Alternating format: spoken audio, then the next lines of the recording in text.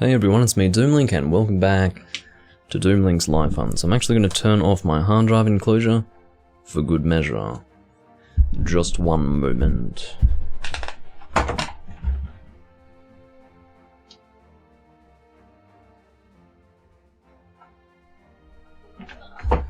There we are. I'm not going to explain why I do that, because I explain it all the time, and if you don't know, then I'm sorry. Anyway, just moving a few things. I haven't closed my window. Sometimes I have this urge to start a recording before I've actually made absolutely sure that everything's in order. And a few things are not in order this time around, so you're going to have to forgive me while I go and fix what's wrong.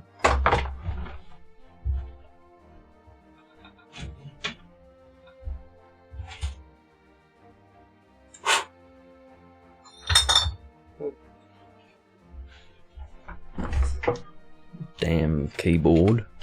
Knocking my bottles over. Okay.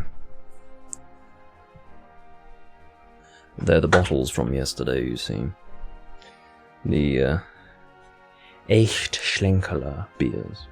Speaking of beers, I do have some on hand. Ones that I just purchased now.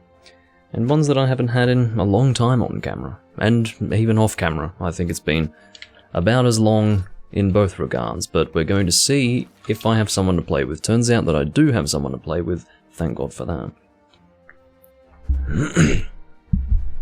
Now, if there are 13 people playing and you're that 13th guy, have fun. But fortunately it's not that way. Fortunately there are 12 people playing and I'm the 12th guy. But anyway. Hey. These guys seem pretty talkative, pretty welcoming as well. Welcome, random person, says Misato. Check these guys out. They're obviously friends, you know, they know each other. Because you're not going to get people this talkative in this community these days. Check them out. Definitely talkative. And I'm happy to wait for them to return from the quest.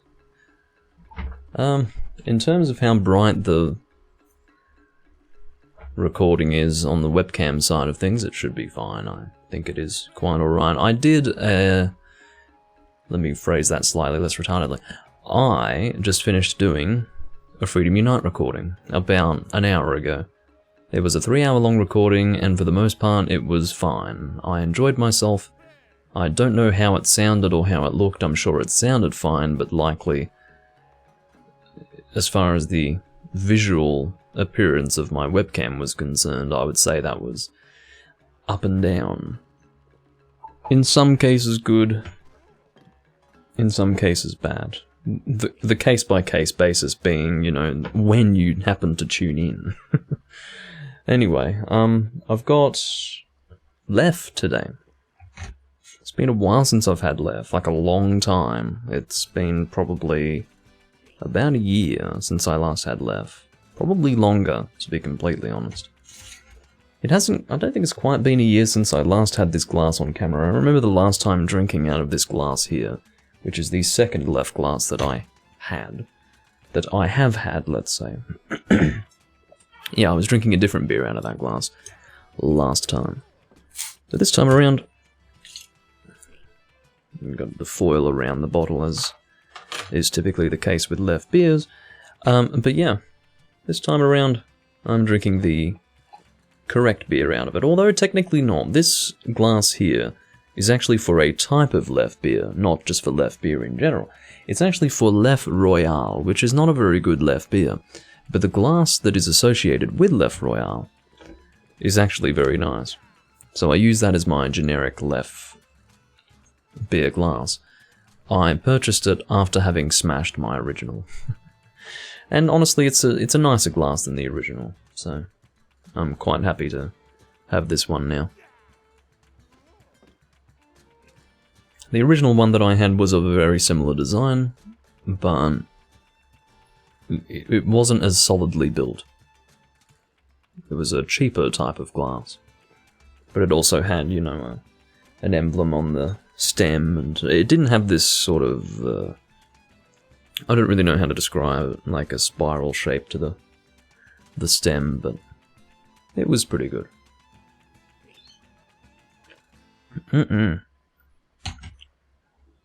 Haven't had this in a long time, but I'll tell you what. One of the nicest blonde ales you can buy in the world.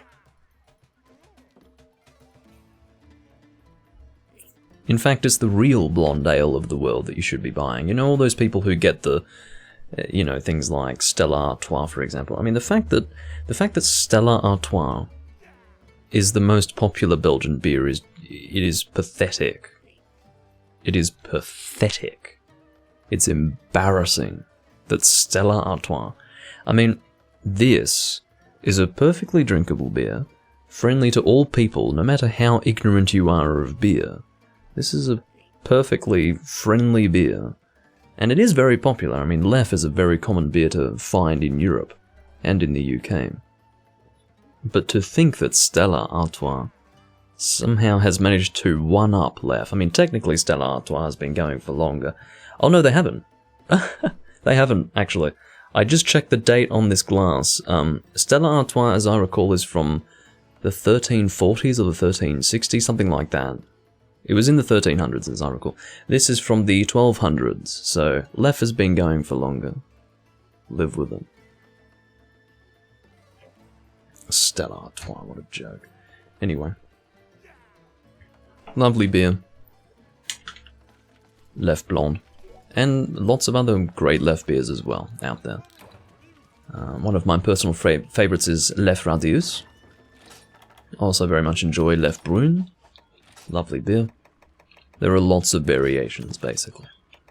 But the blonde ale, that's really that should be the staple, that should be the one that everyone drinks, if you're going to drink a Belgian beer, but nope. We're going to drink Stella Artois and Blue Moon. Blue Moon. Oh my god, don't even get me started. Anyway, I don't intend to be a beer snob, but really, you know, Stella Artois instead of Leffe Blonde, and Blue Moon instead of Hoegaarden. Get out. Just get out. Although I would say that Hoegaarden is probably more appreciated than Blue Moon. It's just, I sort of speak in an Australian context, as I'm sure you can appreciate, because I live in Australia. But you're more likely to come across Blue Moon these days than Hoegaarden. It's just pathetic. It's like, get a grip. I would even be perfectly content to see Blanche de Namur over Blue Moon. I mean, Blanche de Namur, by Belgian standards, about average, but would absolutely trounce Blue Moon on any day. Absolutely trounce it.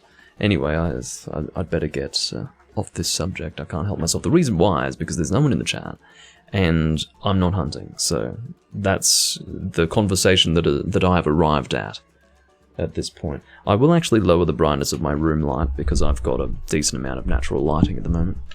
I have to move a few things out of the way though. Oh, sorry. No.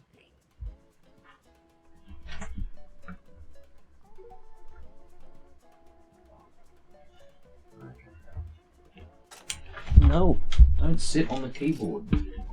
For the love of God.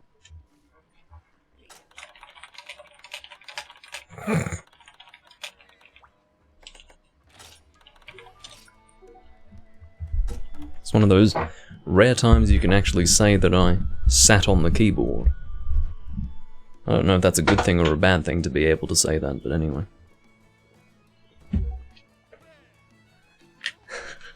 Much to Tony's delectation. And, you know, humour.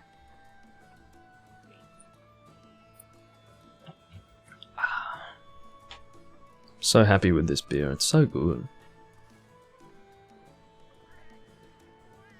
You know, if you only ever drank Leffe Blonde, you'd be so spoiled. You'd be so fucking spoiled. Your standards would... Oh, like, that's why I've had this weird sensation around my neck. It's because my necklace ended up underneath my shirt. But yeah, I mean, you'd become so spoiled for beer. Because if that were your standard, so much would be below that line. So much that you just... I mean, the vast majority of beers that you'd get, at least in my country, would not fly. Like, it would not be good enough. That is the reality. But having said that, there's plenty of crap beer in Europe too. But a whole lot of good beer. A whole lot of good beer.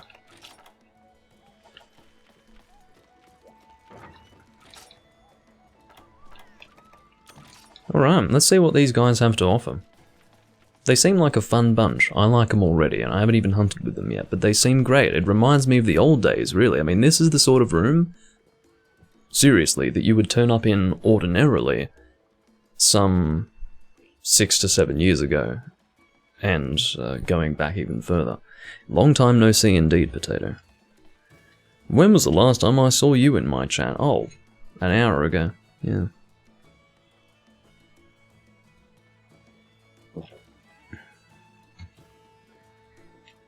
But yeah, it sort of reminds me of the old days, this particular room. Still nothing compared to what you'd find in Try, but pretty good. I'm not sure what they're even doing. There's no specific objective to this room. They haven't even gone so far as to give the room a unique name. But I suppose that's fine. I'm not going to have a go at them for it.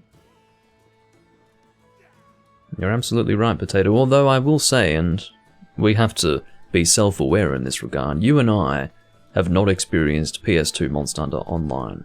I have been told by people who did experience Try Online, and experienced PS2 Monster Hunter Online, that PS2 Monster Hunter was the best online experience in the series. So, and I'm happy to accept that.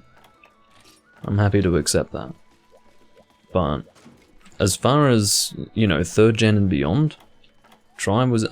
this is why I say that Try was the last of its kind in the series. I would guarantee that Try wouldn't have been much worse than the older games, than the games that preceded it, community-wise, because it was so fucking good I couldn't imagine being much better than that. But Try was definitely the last game that really was phenomenal, community-wise. So, there you go. And keeping in mind, you still had keyboard functionality in the PS2 Monster Hunter games. I also wish I'd gotten into Monster Hunter sooner. But you know, that would have been less games for me to look back and wish that I could still play with that online community. Fortunately, I only have to suffer the lamentations of being unable to play Try. But imagine having to deal with that for... well, I suppose it would really just be Monster Hunter 1 unless you were one of the guys who played Monster Hunter G on the Wii in a language you couldn't understand. And I chose not to do that. That was an option that was open to me. When I got Try, I was thinking, maybe I should get Monster Hunter G. But then I really thought about it and I decided, no, I don't want to do that. I don't want to play the game in Japanese. And then, not long after I'd made that decision, Portable 3rd came out. And what was I doing? I was playing a Monster Hunter game in Japanese, a language that I could not at all understand at the time. So that was rather ironic, but I never did pick up G on the Wii. And, yeah, I don't know.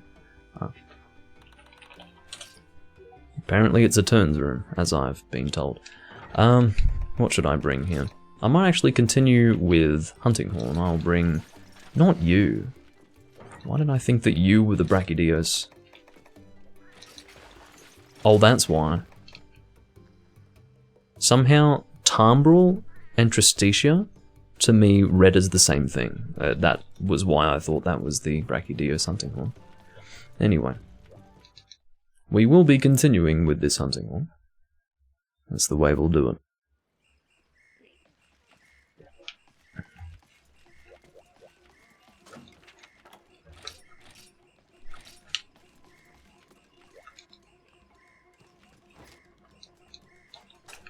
And we'll be giving them all affinity up, I suppose. And I've got Exchanger as well, as you do. This is an arena quest, so I hope someone's got a smoke bomb. Maybe I should have brought smoke bombs. Oh well.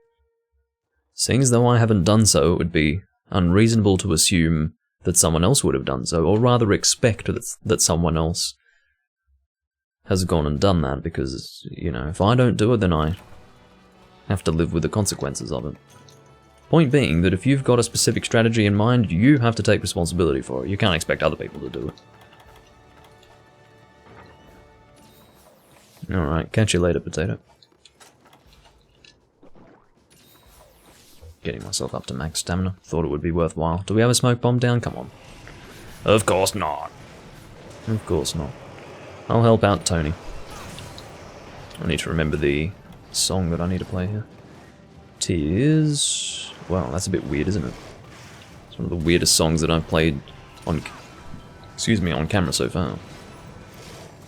Is it green again? I think it's green again, then purple. Nope, I fucked that up. I mean, what is this song then? What a mess of a song. Okay, so this, then this. Okay, that's how you do it. The sooner I play this, that don't you dare. I'm only barely surviving here, guys. Only barely. Well, I'm getting a good shot of the insides of that hunting horn. Oh my god, I can't see anything. I understand that there's a trap down, I'm perfectly familiar with this, but... I really need to... No! I really need self-improvement. I feel like I have no mobility right now. You know what I'll do? I'll go and stand behind the trap and play my self-improvement without detonating the bombs, and hopefully without running into tornadoes that are literally blending in with the background of the arena. Alright. Self-improvement, please. No! Well, that's fine. I don't really need attacks harder to break. That should be fine. Should be able to live with this. No. As much as I like this team, the fact that no one thought that it was a good idea to bring smoke bombs is a bit...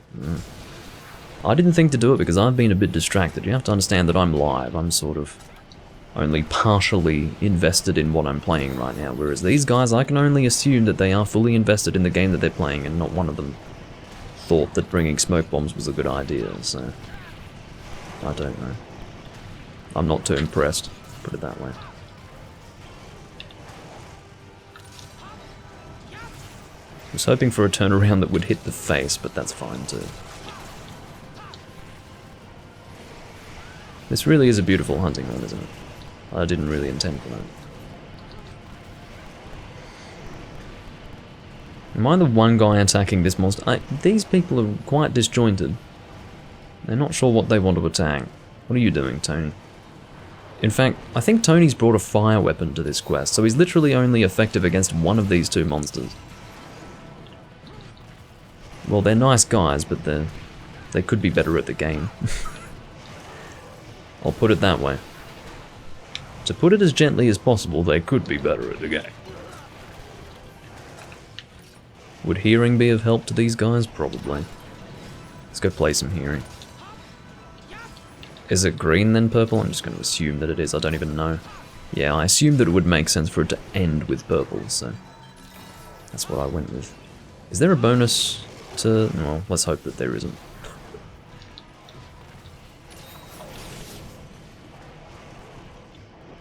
In case someone wanted my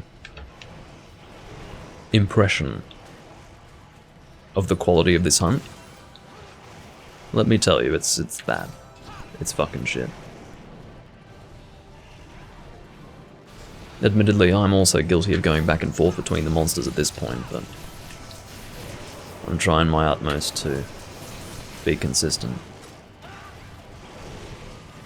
I find myself jaded in having to fight two monsters at the same time.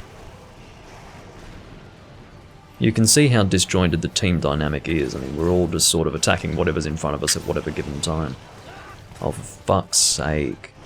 The thing with having two Barioths in the fucking area at the same time is that they are both high mobility monster types. And they fuck you right up if you're not paying attention to them. So yeah, I'm not a happy chap. Pretty fucking unimpressed, actually. Managed to get a KO, thankfully. There goes Tony. Just as I'm about to play my fucking Affinity song. And while one of the monsters is down. Really? Don't know if you've noticed, but I've been getting hit very frequently by the second monster. If I get killed as well, I'm telling you now, it's not going to be a happy day. I will be thoroughly unimpressed, in fact. Alright, I'm about to play the song again.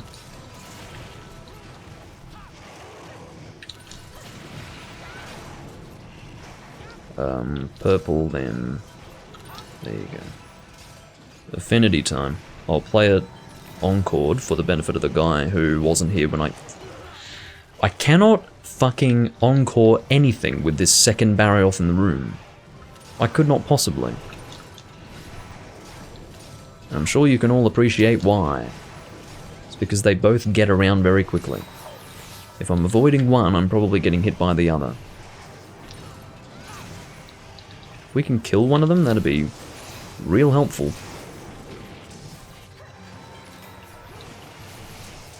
Again, no real need for attacks harder to break.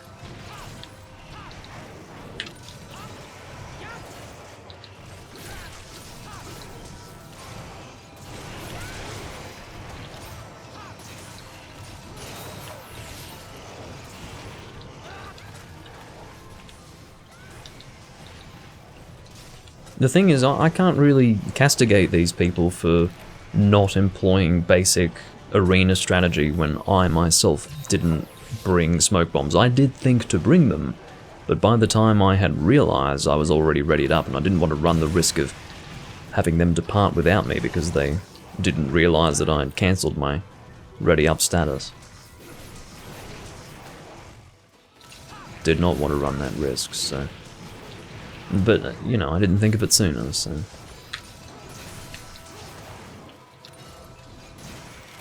It is what it is. Okay, well... Didn't end up being too bad, it's just, it was a bit of a mess. Could have been less of a mess. Nice work, says Charlie. I would not at all echo that sentiment. Not even slightly.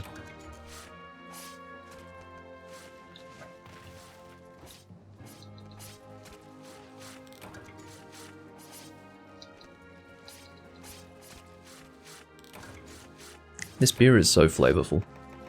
It's actually better to have it when it's not ice cold. My current one is not ice cold. It's cool, and it's just the complexity to the taste is just, it's not what you'd expect of a blonde ale. It's really good. The best way to appreciate the flavor of something is to be familiar with it, and then not have it for a really long time, and then have it again. And you can make a much more, I suppose, clear, like the clarity of your analysis will increase exponentially. Because you will have been apart from it for a while.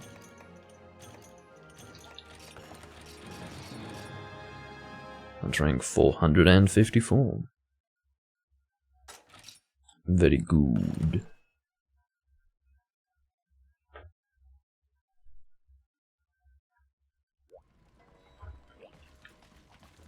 I don't know if Misato is actually on their microphone.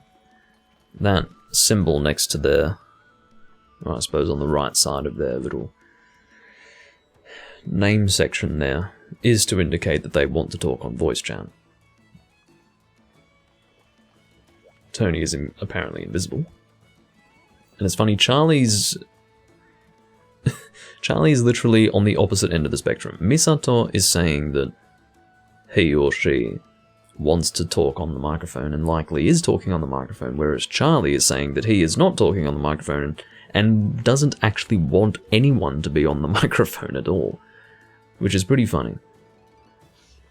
Alright, Alatrion is our next hunt, and I will actually bring Hunting Horn again. There's a temptation to bring the same Hunting Horn, actually, because now that I think about it, I don't think I want to bring an Elemental Hunting Horn. I think it would be smartest to bring... I mean, no, I don't want to bring Poison either. Yep, we'll keep with this Hunting Horn. I don't feel like going bowgun, and I feel like using something that I don't usually use, and that would be hunting horn. I think that would be good fun.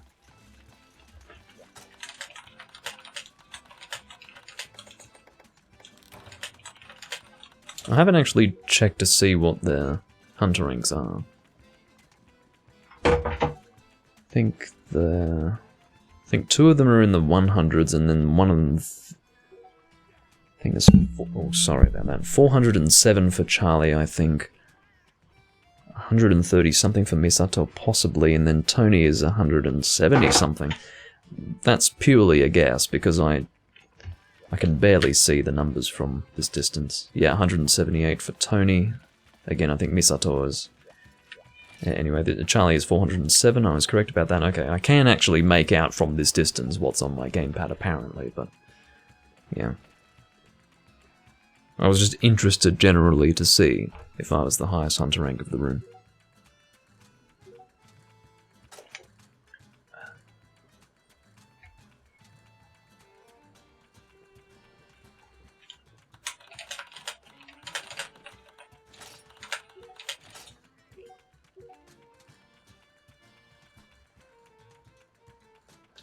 Charlie's giving false information, unfortunately. It's not his intention to do so, but he's saying that the fire form is weak to ice and thunder, which is not true. I don't know if he takes literally 0 damage to thunder, but it is most certainly the lowest weakness. Ideally, you would get, for his land fire form, either ice or water. And then for the air it would be dragon. And fire. Thunder is just generally bad across the board. Whether or not it's literally 0 damage, however, I couldn't really say. I don't think it is. I think it's just very, very low, like in the 5s.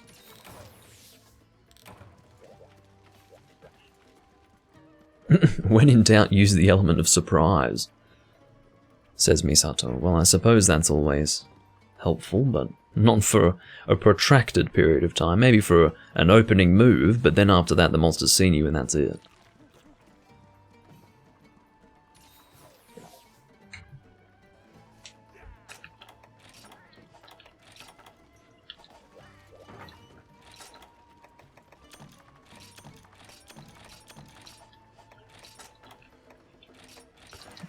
Selling this because I don't need it. I've got plenty of Mega Potions here. If you recall, I think I was running low on Mega Potions once. I've solved that problem. Well and truly.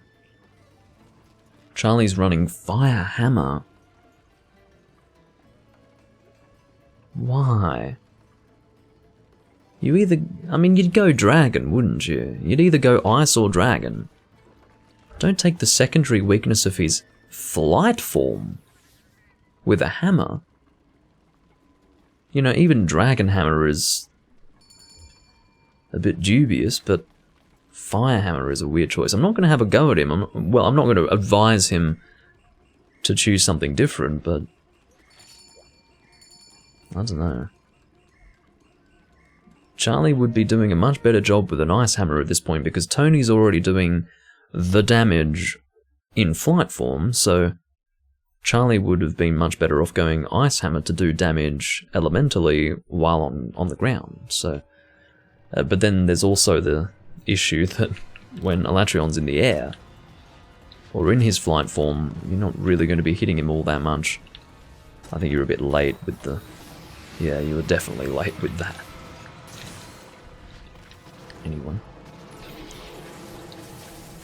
They're well intentioned, but it is what it is. I shouldn't need attacks harder to break. Alright. Going with affinity, and definitely I will be playing high-grade earplugs for their benefit as well. I'm at risk of being attacked as I'm standing here, by the way. Fortunately, that didn't eventuate. And now for earplugs. Let me check what that is. Okay.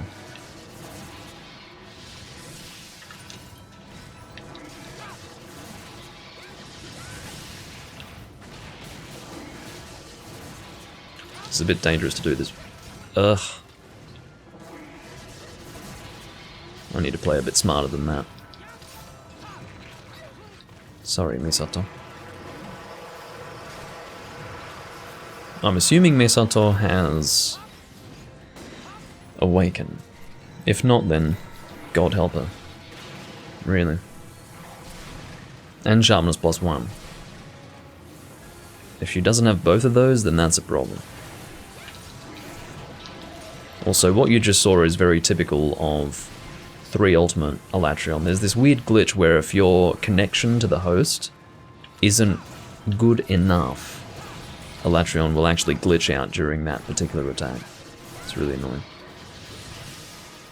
In other words, the connection would be fine in all other situations except for that particular attack. Which for some reason glitches right out. Oh god.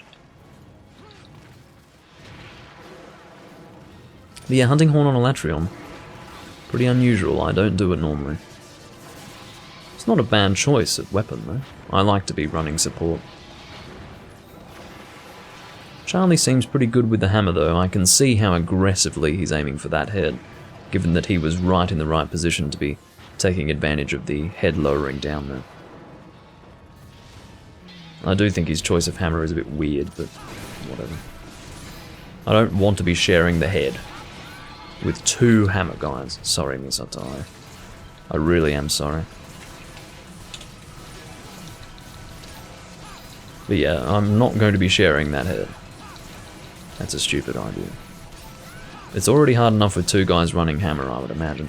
Although it should be fine, as long as they know what they're doing.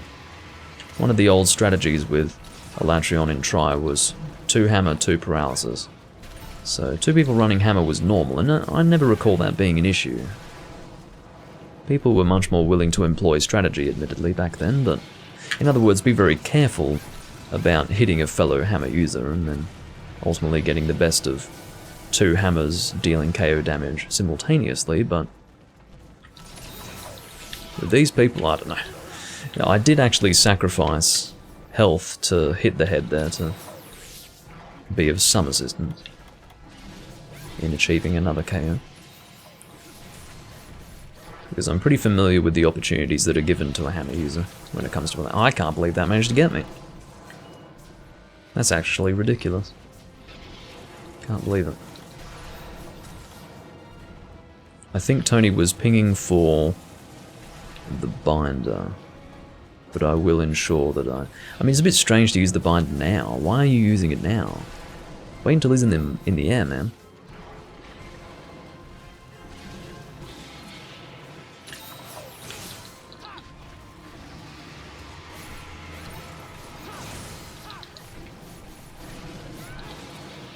I'm going to top up movement speed up. The hammer guys are messing each other up a bit. Well, actually not that much, because that's the first time Tony has apologized, so should be fine. They're not hitting each other all the time, that's the point. I will get affinity going again.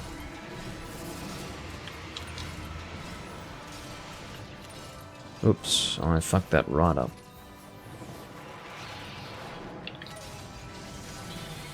Very good.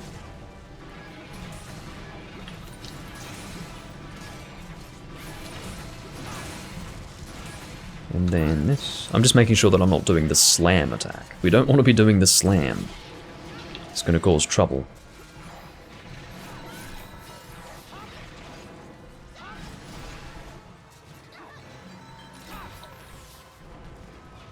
But it turns out that, as I understand it, the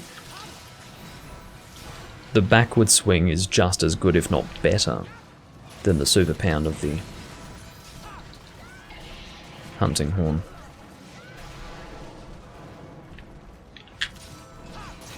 Yeah. I was hoping that he'd turn to face me there.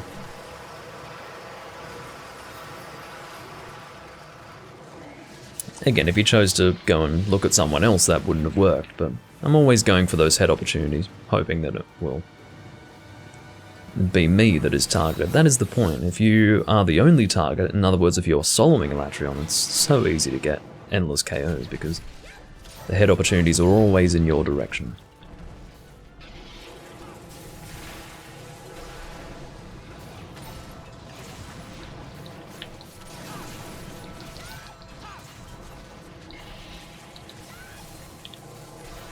But yeah, those legs are always catching you when he's running forwards like that.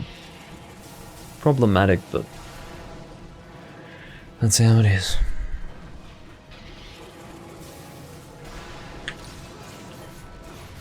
It's the nature of Elatrion. Arubatorium.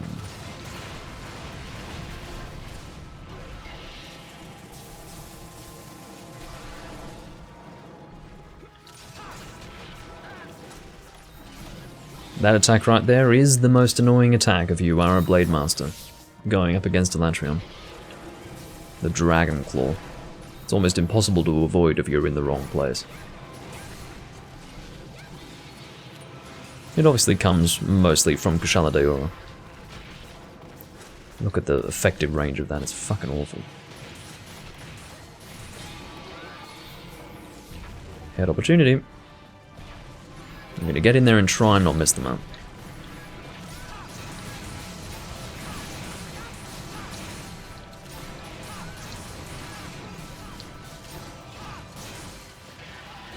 You'd think he'd be pretty close to getting KO'd by now. 2 hammers and a hunting horn hitting the head. It's pretty impressive. What is this song that I've got here? It should be... Oh, health recovery small. I may as well play it. Boost him up a little bit.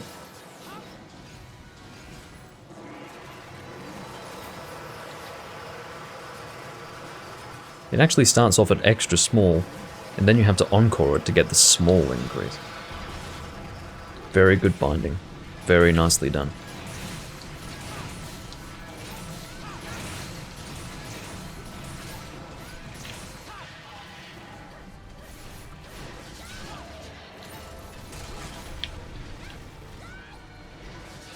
I hope I'm not dissuading any person from aiming for the head, because I'm also aiming for it.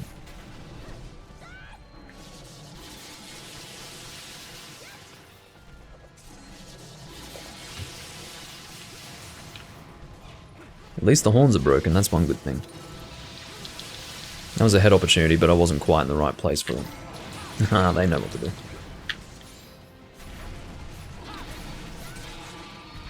Oh, that was a very good tail cut. That was very clean. Very impressive.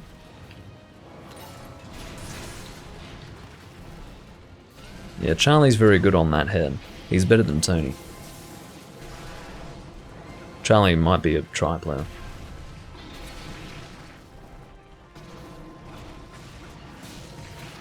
I mean, Tony's not bad, I'm sure, but Charlie's very... He knows when the opportunities come.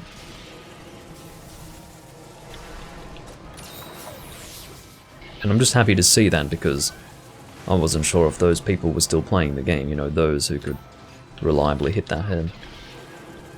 And again, that's an example of the monster needing to be turning to you specifically for that to work. You know, that timing would have been perfectly fine had Elatrion turned to face me.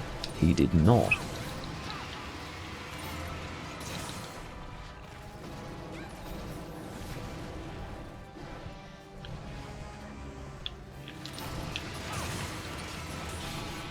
There we go.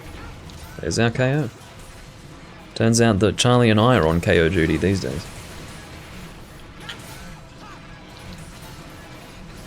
I'd better get working on that, or I'd better get to work on the affinity again. Oh.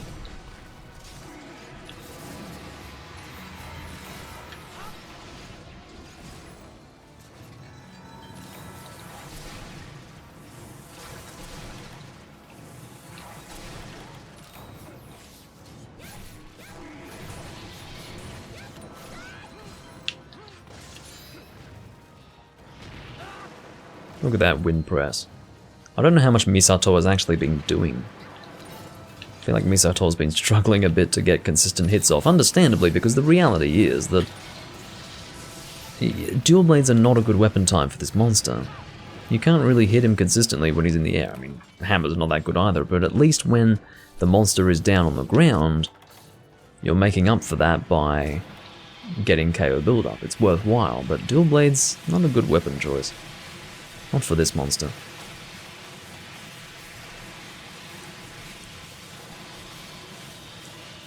I don't know if this is in the right place, but I'm just going to guess that it is. Got a feeling.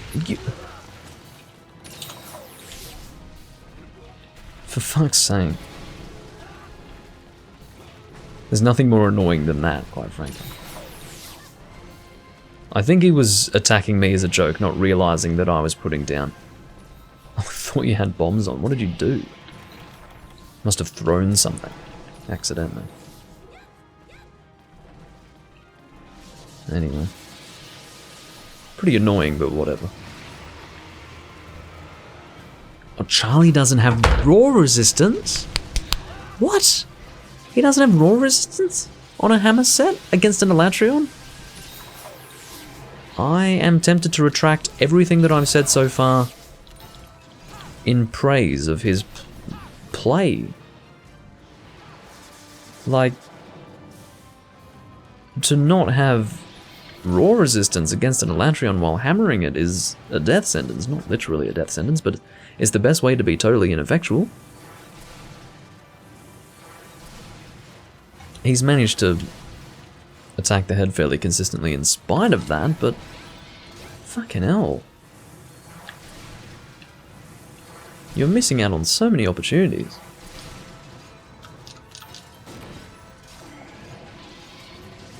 Whatever. Whoever's on binder duty knows what the fuck's going on. And I'm liking it. But you see, this is an Elder Dragon. We've been beating on this thing, and it's still alive. This, what we're fighting right here, I feel, was the last of the Elder Dragons that actually had health. G-rank Elatrion.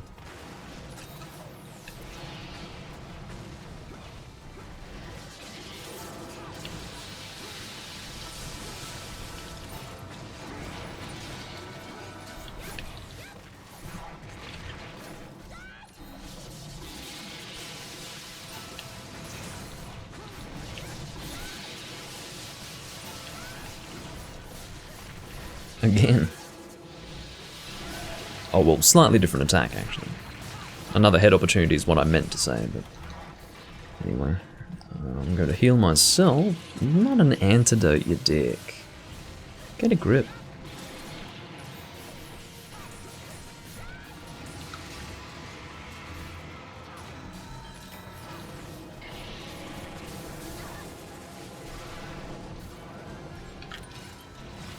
Oh, that was supposed to be a super pound. Oh well. Yeah.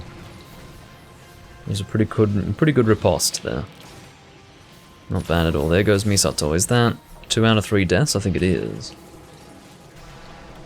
Quest info. No, that's 1 out of 3. Thought I'd seen a death before.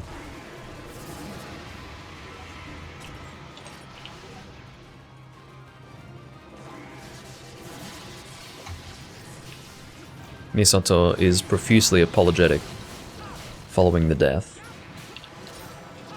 I appreciate it, but it's not, you know, you're 1 of 3 deaths, it's alright. Apologies of that sort are really left for quest failure. Or better left for quest failure. I'm so sorry.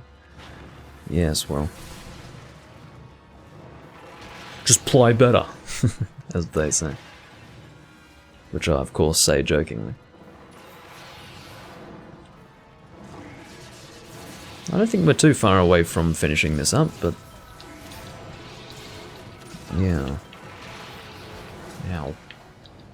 I do think that we would have been done by now if Misato were not using dual blades, honestly. If Misato were going with a bow gun or a bow, I think this would be done by now.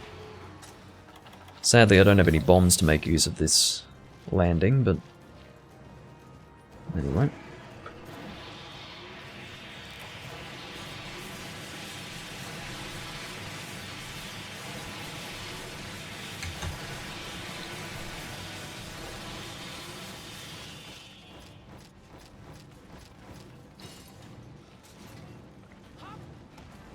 Oh, you've got bombs. Well, I'm not really in a position to fucking detonate them, am I? That was the most dysfunctional thing I've ever seen. A good attempt, possibly, or... I guess the fact that you made the attempt is good, but the attempt was poor. And its execution, in every regard, was just... not okay. Anyway. I mean, I would have been perfectly happy for you to ruin my super pound moment if it were for a good double bomb detonation, but no, that's not what that was. It was absolutely not that, actually.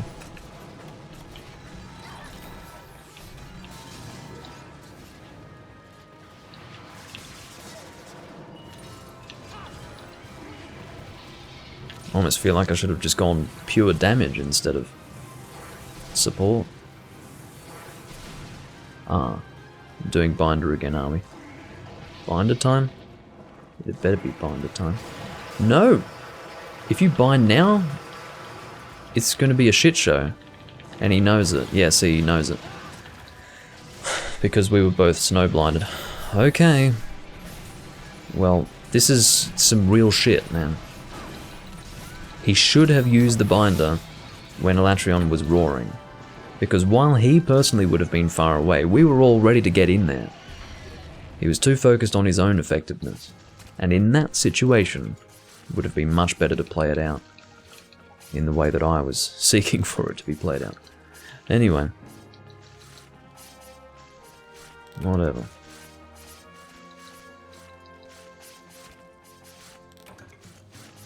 Elatrion Ripper. Oh, you're a bloody ripper, mate.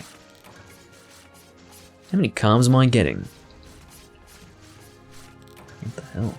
Need to carve the tail too, you know. As far as where the tail is, I think it's over here, isn't it? Or maybe I was carving the tail. Oh, no, I wasn't. Give me dire tails. I don't need anything else. I don't need mantles. Get that off my screen. Thank you.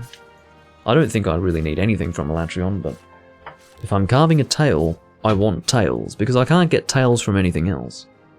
That's the point. If I could get tails from the rewards, I wouldn't care what I carved from the tail, but... Let's see what we got. Sky Swayer. I'm telling you, it's nothing like Try. It's nothing like Try. Trying to get Sky Piercers in Try was it was pure misery. It really was very hard. Took a long time. Sitting on 3 Sky Swayers now. I wonder if there are any Elatrion weapons that I have yet to make. I'm not too sure. Look at that. You can see this beer is much more shaken up than the last. Well, maybe that was a bit cheeky of me. I'll have to let it sit.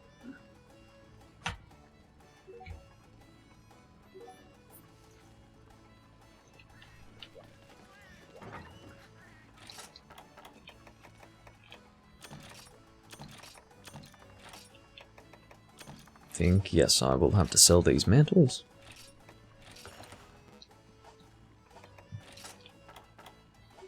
I will actually check to see if there is anything that I can make of Elatrion.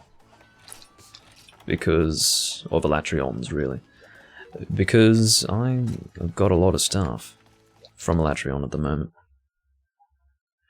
Have I made... No, I've made the Switch Axe. I should have made everything, basically. So I've got... I know I've got the Great Sword. Yes. I've got the Great Sword, I've got the Long Sword, I've got the Sword and Shield. There are no dual blades. I've got the hammer. There is no hunting horn. I've got the lance. There is no gun lance. I have the switch axe. There is no light bow gun. I've got the heavy bow gun. And I've got the bow. So I've got everything.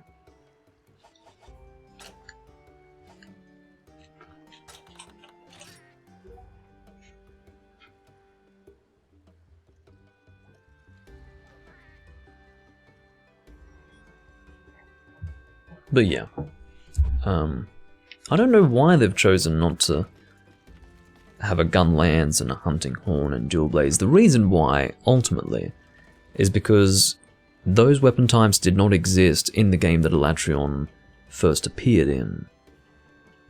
But the bow wasn't in that game either. Like, why do we get a bow, but not a gun lance and dual blades and a hunting horn? I think it's a real shame. I think they should have given Elatrion weapons for all weapon types. It makes no sense to me. They did that for, you know, the Fatalis monsters, for example. Of course there was no charge blade and insect glaive when Fatalis released. But in 4th gen, we got a charge blade and an insect glaive for those monsters. So what's going on with that? I think it's a real shame.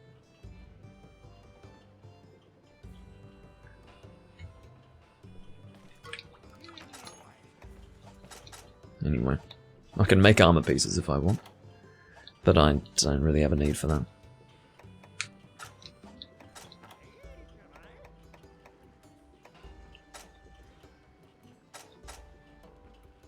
Honestly, I could make these. If you think about it, there's no reason not to. It's an alternative to the Megiddo dual blades. I suppose I should, really. Wyvern Strife. I don't know if that's the fully upgraded version, but I might fucking make it. I see no reason not to. Yeah, they're my only fire dual blades at the moment. Let's make them. I'm perfectly happy to do that. Wyvern Strife. I'm going to see if I can upgrade them further. I think they can be upgraded further. Yeah. Look at that. 2 Rathalos mantles for that. But it was worth it. Now I've only got 1. But I have lots of cosmic tickets, so if I really need a Rathalos mantle for some reason or another, I'll be able to get one. I've got quite a lot of cosmic tickets. Oh, they're waiting for Misato to come back. Okay. In the meantime, I guess I'll go and find random weapons that I might want to craft.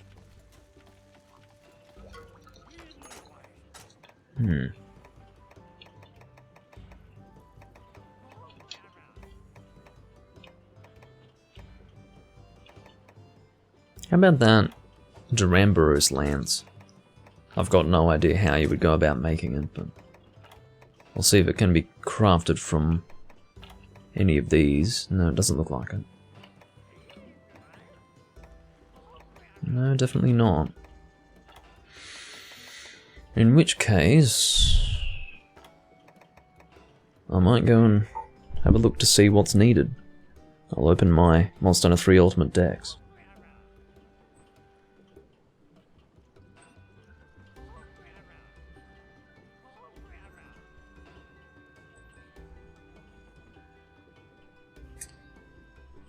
Weapon, lance. Fully upgraded, no special attack. What? There's only 1 lance with no special attack? And that's the Diablos lance. What? Okay, well, I'll remove that then. Fully upgrade. What's going on? This shit's broken. Yes. Alright, don't filter it then, shit.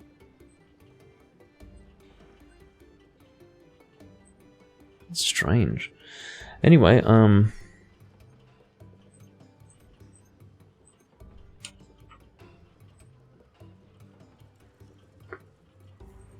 just going through the list of weapons at the moment. Looking for that Duramboros lance. I would very much doubt that I can actually make it. I can see the Rust Duramboros one. The Rusted Ambrose one seems really good for water. I'm going to see if regular Durambrose is better or not. Well, there might only be a Rusted Ambrose one, you know. Yeah, it's looking like that's exactly what's going on.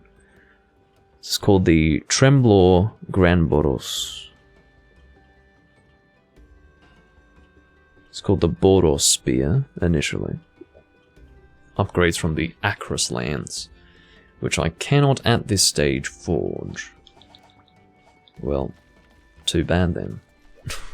Really.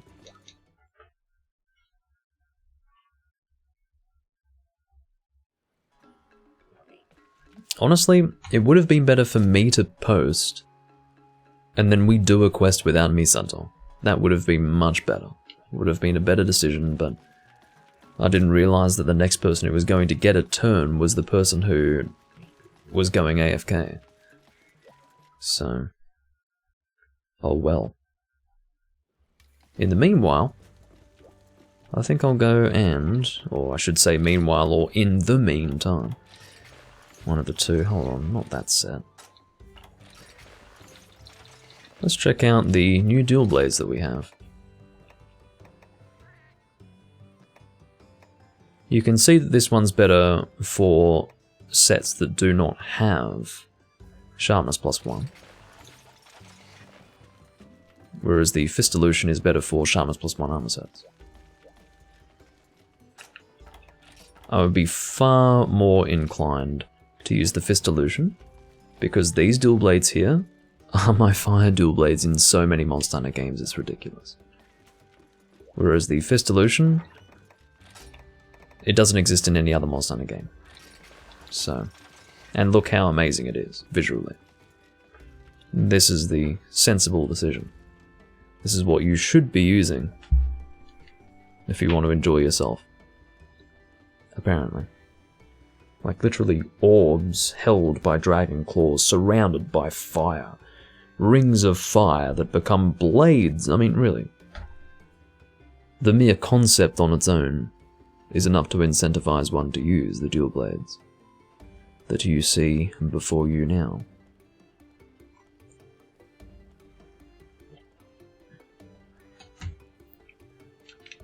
Let's see if the granny's selling anything.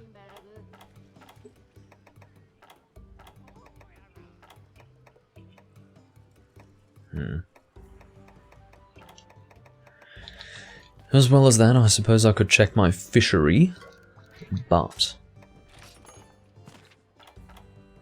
I have never ever seen online quests rotate the boats such that a rare boat will appear. Never seen it. I don't think it's possible. I think the only way to get a rare boat is by playing offline. And that happens fairly frequently, like every, you know, maximum 5 quests. Every 5 quests maximum. I've seen it with every 3 quests, really. One of these 3 boats will be rare. So, in other words, it'll be a 4-star. And that's really what I meant to say. A 4-star boat. And then you can send it out to a location to get rare items. But, yeah, I've never seen that happen in the online.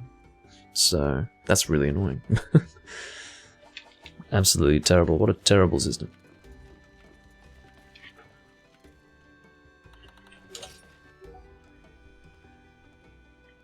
What? How dysfunctional are you? I mean, I've got nothing against you personally. But, like, this is some pretty special stuff. Wait, is Misato the host? No, Tony's the host, so what's going on? Why would you immediately say that I'm... I mean, you'd check to see what the discussion has been in the meantime, wouldn't you? That's just weird. Anyway.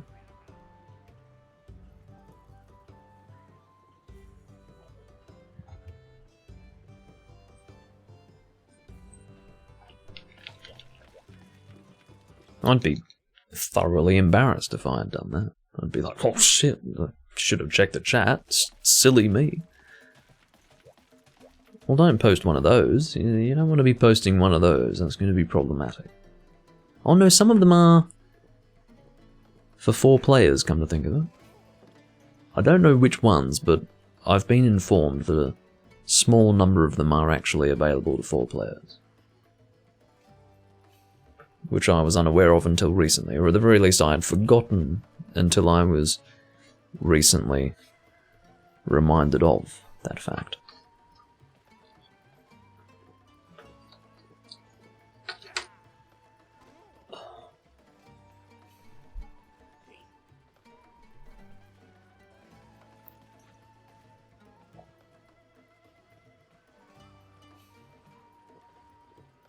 With the greatest of respects, the sooner you post, the better. Because we've been sitting here waiting for you for a while. So, I think it would be best to cut back on the dither. That would be great. Hey, 3 Kurapeko. That's fun. I don't hunt enough Kurapeko anymore. It's a monster that very few people get to see these days.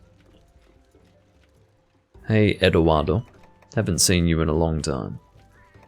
Welcome back, and the stream's going well. Just playing 3 Ultimate, enjoying myself. I think I will go dual blades for this. Although I don't seem to have... oh no, I do. I have Raiders, Ice Carvers, I'll use these. Because I think I'm all... actually, no, I don't think I'm always using the Awakened ones. Let's use the Awakened ones, whatever they are. I think they're the Typhoons, aren't they? Yeah, Typhoon. These look pretty cool. I like them. How long has it been since you were last in my chat, Eduardo? It must have been 4 months by now. Like, I haven't seen you in a long time. I barely remember you, I have to say, which is saying a lot. Like, I commit people to memory, whereas in this case, I remember the name but not the person, if you can forgive me. But anyway.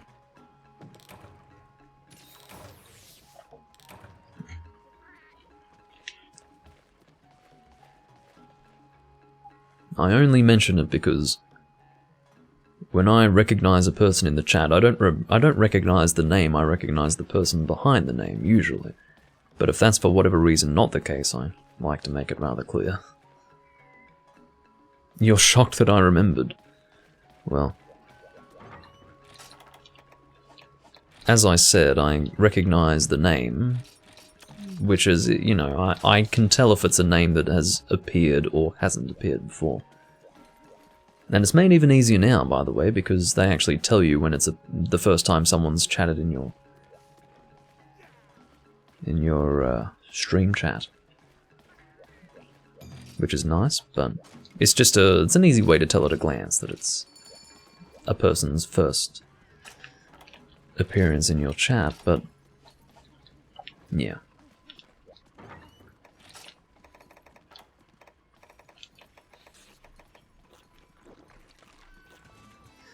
Yeah, there's, I'm pretty sure. I mean, it could very well be the case that I'm remembering someone's name that was similar to yours. Eduardo sounds familiar to me, that's all. I don't know.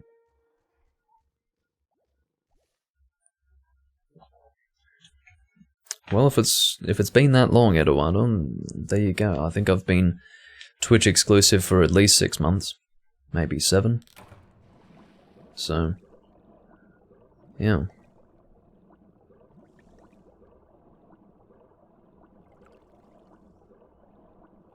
Oh, it's Phoenix on YouTube, I see. Well, there you go. Yeah, you usually send comments in the YouTube chat. Maybe I was recognizing your name from someone else.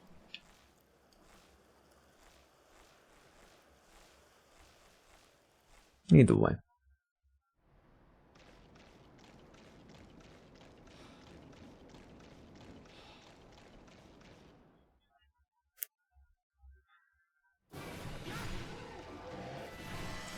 No, I appreciate the comments that you leave on YouTube because it shows that, in a way, the recordings that I do are actually, they become part of your daily routine and actually something that you enjoy watching as part of your daily routine if my uploads fit into that, which is nice. It's a great thing to hear.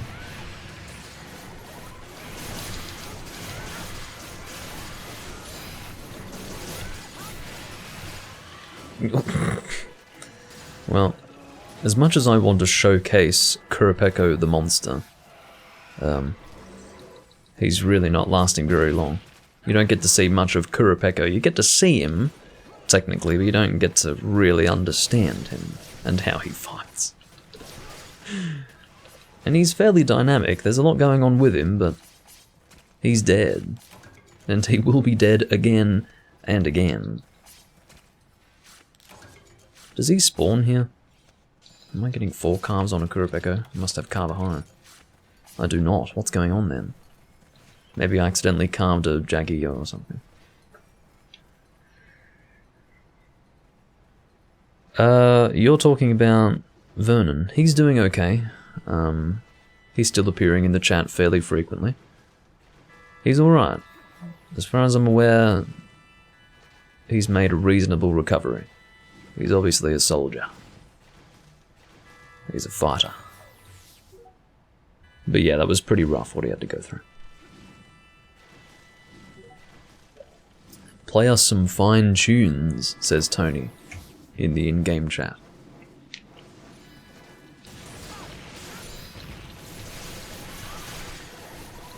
I feel sorry for this Kurapeko. He's just flown down, and I don't think he's going to even be able to roar. I really do feel sorry for this monster. Oh dear. Poor creature. Oh, he managed to hit 2 of us. Look at that. As you do. I got a great panty shot from Misato there. It was the perfect upskirt, quite frankly. I'm almost taken by him. Taken by how perfect it was.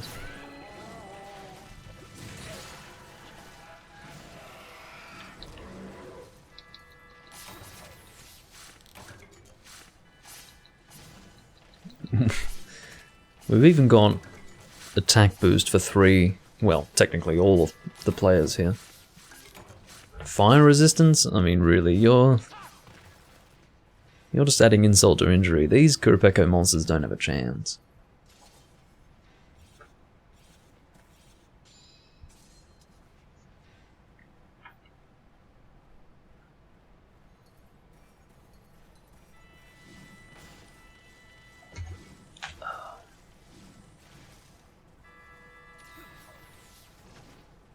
At least I know that he spawns here now.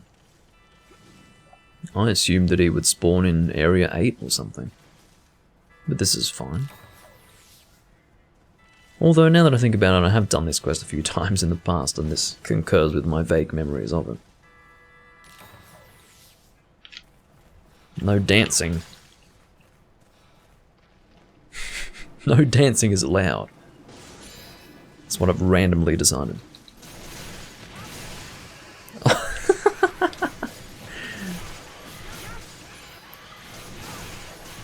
This poor creature. I remember back when I was first playing Monster Hunter Tri, like first playing it, I really did feel like breaking the Kurapeko's beak was quite the insurmountable task. I don't know why, it's just, I felt like hitting the head was hard because it was up so high, and it seemed like you needed to get a lot of damage off on the face to break the beak, and I just didn't break it all that often, but here, oh, it's not lasting long. To even call this G rank is embarrassing, really. I also don't know whose idea it was to give the hunting horn an upswing function. Why does anyone need that? I would understand if it were introduced in 4th gen where upswinging a hunter allows them to get off aerial attacks for mounting purposes, but in 3rd gen? Why? Don't do that. Give me a break.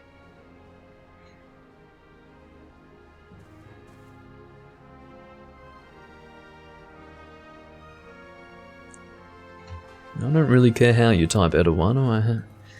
I enjoy having people to to talk to, or a person to talk to. There's not much going on at the moment in this live stream. I'm very good at entertaining myself, let me tell you, but if I weren't able to do that, then these lurkers who contribute literally nothing would have nothing to enjoy. That is the reality.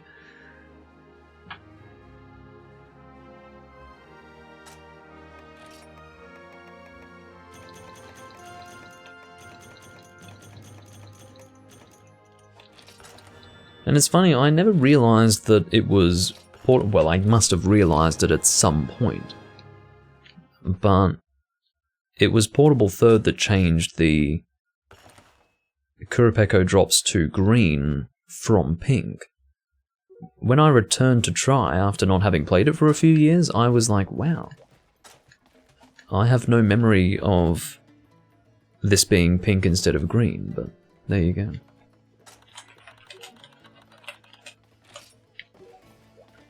Tony is closing the room, and I will make a new one, as quickly as humanly possible.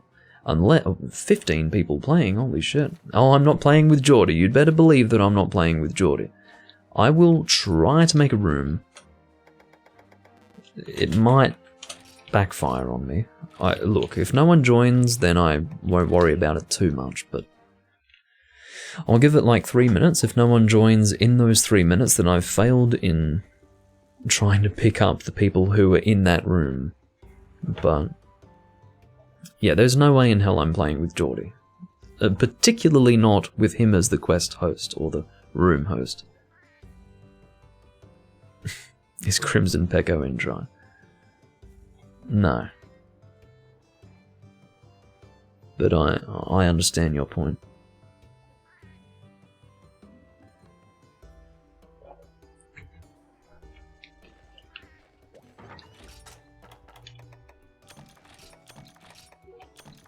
Oh, I picked up someone.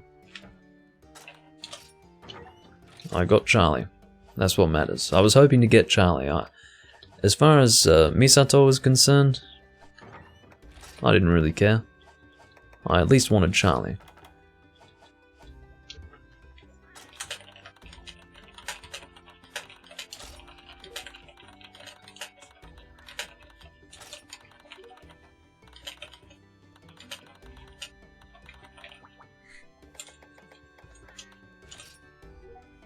I didn't want to join the room hosted by Geordie. He's a cheater and an idiot.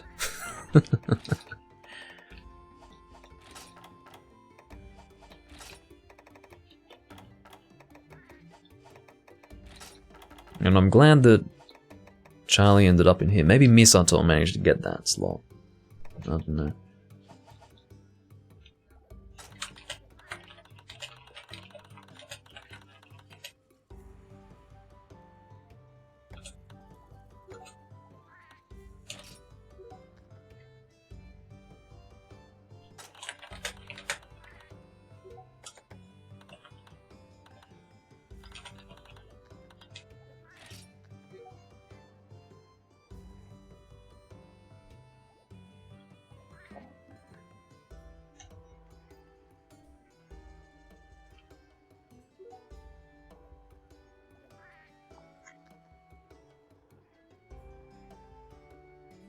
The status knives are a sin, because you cannot acquire status knives like a throwing knife cannot be crafted or purchased, which means that you can only pick them up in a quest.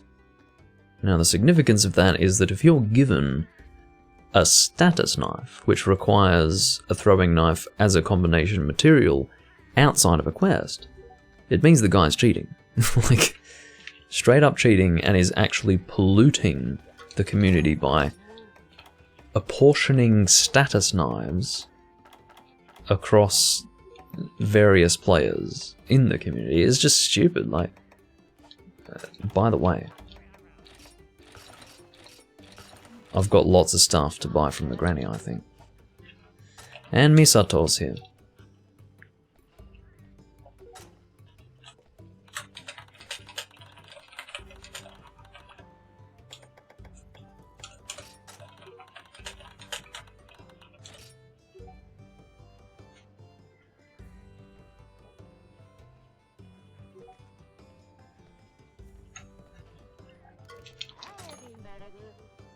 Alright.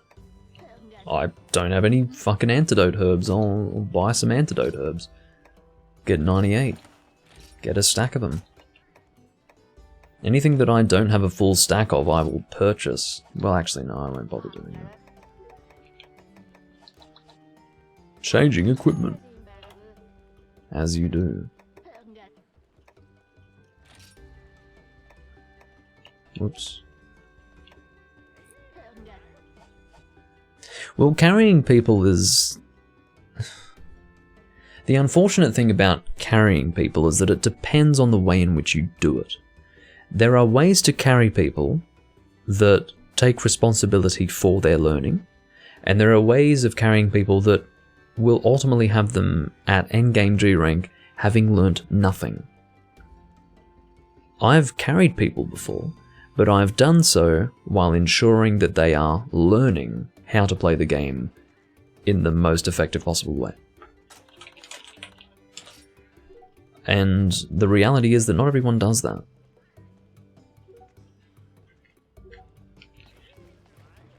Misato says, welcome random person. Well, he's more than a random person, he's a frequent player in this community. And he's a good guy to have on the team.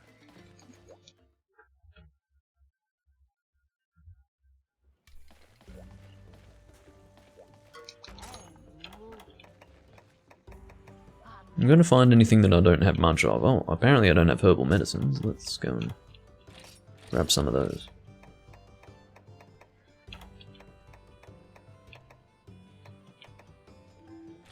Actually, I don't have enough dung bombs. I want more. Give me the dung bombs and give me the shock traps, actually. I'm running out of box space. Quite quickly. Get like 30 drug meat. Oh, tinged meat, rather.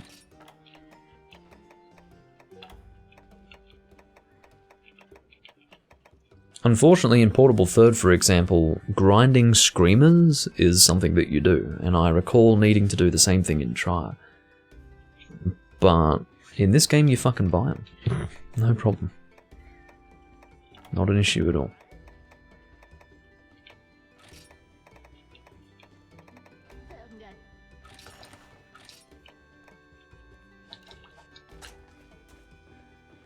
Health important for this set?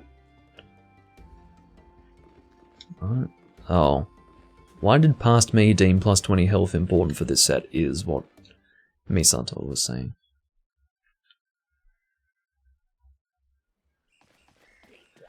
Alright, what's on the board? Oh, that's right. I had already checked. I was a bit distracted by the granny selling lots of things for me. Or things to me.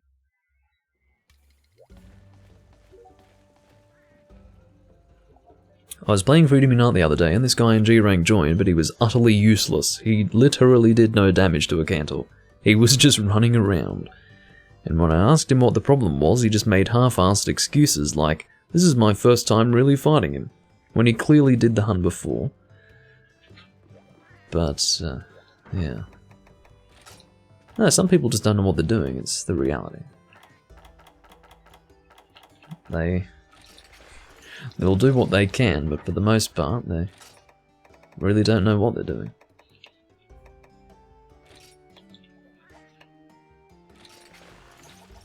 And get the duality. Bob's got his hammer.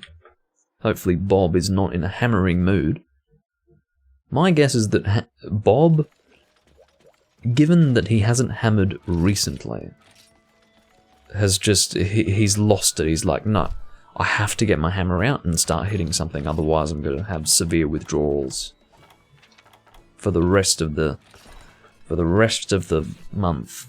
So he's gone and gotten out his hammer, and now that he's hit things a few times, I'm hoping that he's satisfied and that he doesn't have to worry about hammering anything else. That's what I will hope and pray. Yeah, well... Imagine me. Imagine being the guy who has to hear it daily. Like, you just have to hear it when I'm recording. Imagine if it's just your life.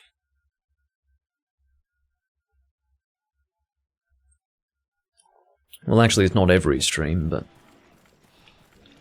it's a good number of them.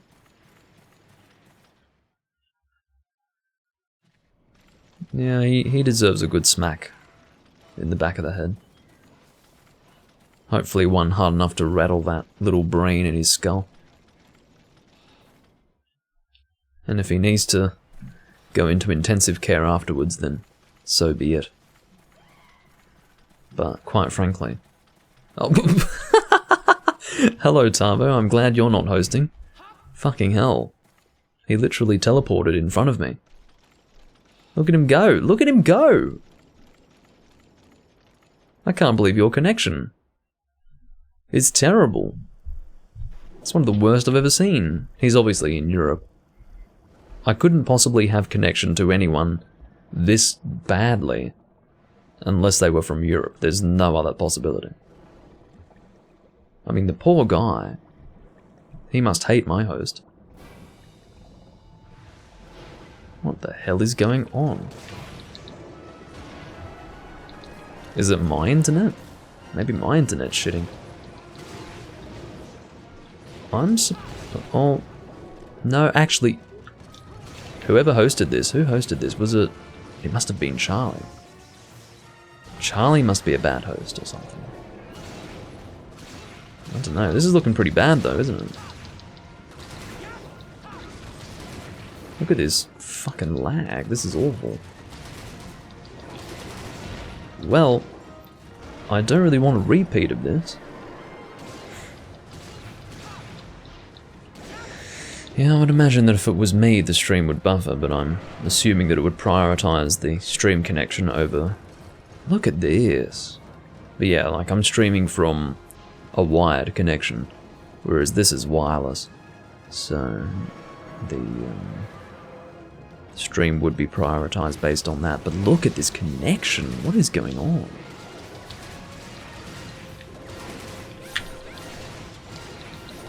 This is a wyvern fire opportunity.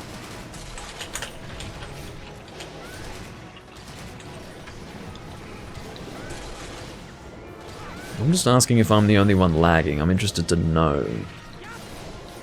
Because this is bad. Charlie's lagging too, apparently. Who hosted then? Was it Misato? I know that I'm the red player, but that's because I'm the one who hosted the room. The person who posts the quest does host the quest in terms of the network, as far as the network is concerned. That is the person who's hosting, so... Yeah, whoever's hosting needs to not do that again, because that's fucking awful.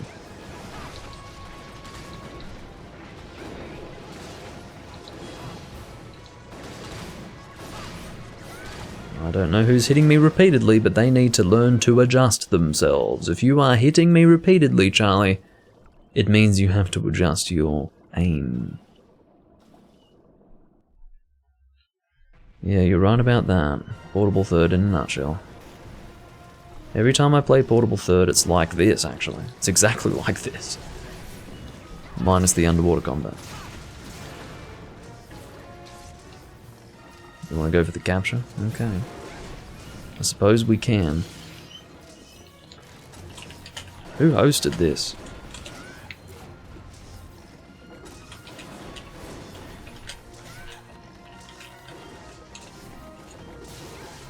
Well, anyway. There's no fucking way I'm letting whoever hosted this host it again. It must have been Misato. Couldn't have been anyone else. You did, says Misato. What are you talking about? Look at this. You did? You clown. Oh, it's because... Oh, I see.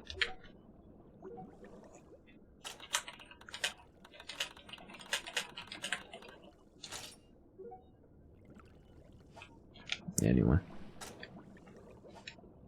That was Misato's understanding. Oh, it did confuse me in the past as well. Anyway.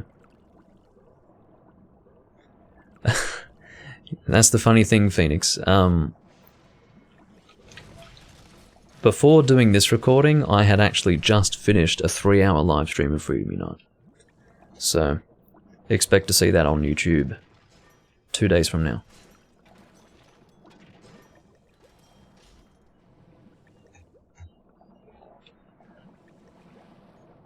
But yeah, did quite a bit of Freedom Unite today.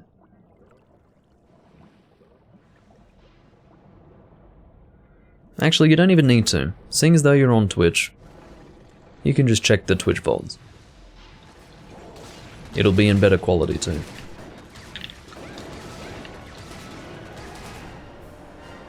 There's just a lot of people who wouldn't watch me on Twitch, so I upload for the benefit of those people, but you know, if you watch the Twitch VOD, you'll be able to see it much sooner and in higher quality. Like, if YouTube was higher quality but you had to wait, fair enough, but Twitch is higher quality and you don't have to wait, so I don't know. What more can I say than that?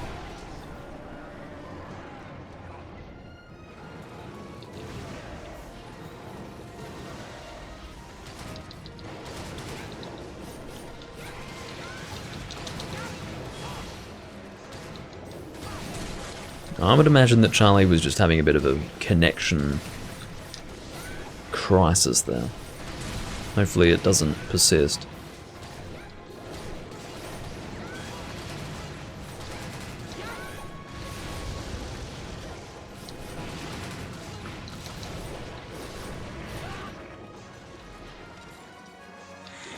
Oh yeah, that'd certainly be helpful. Who are you on Hunsterverse again?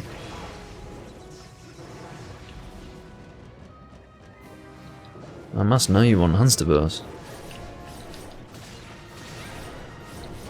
There aren't too many people who've made themselves known to me as Hunsterverse players.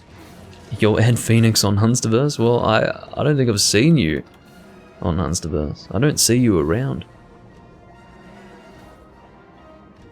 Admittedly, I don't play that often. No, well, no, that doesn't even mean anything, because I'm always in the chat. I'm quite frequently in the chat, so... yeah. I don't see you around. Anyway.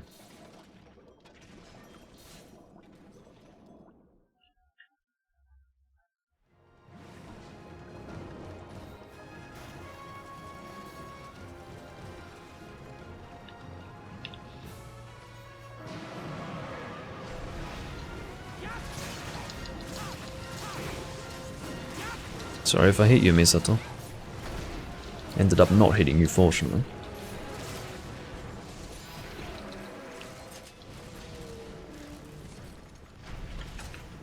I don't know if I should be carving. I don't think I will. Let's not.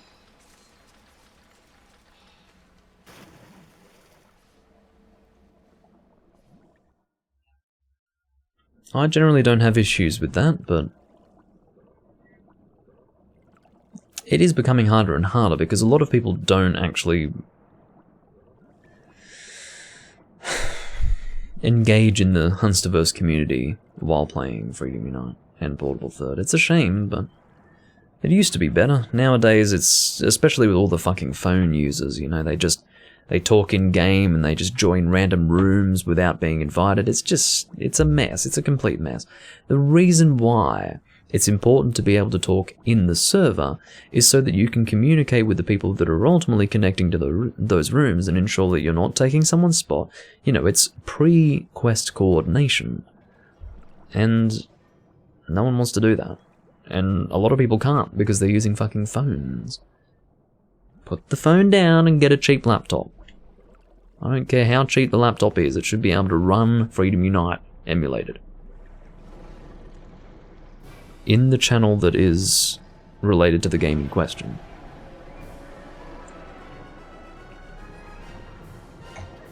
And that is where I find hunts. So if I want to play Freedom Unite, I find hunts in the Freedom Unite channel. And I have no problems doing that. Like, that works every time. And has worked for the 3.5 years that I've been on Hunsterverse. So, yeah. That's never been an issue for me.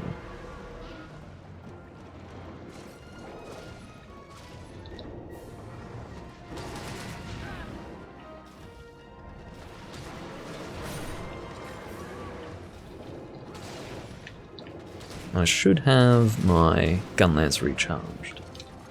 Yes, I do.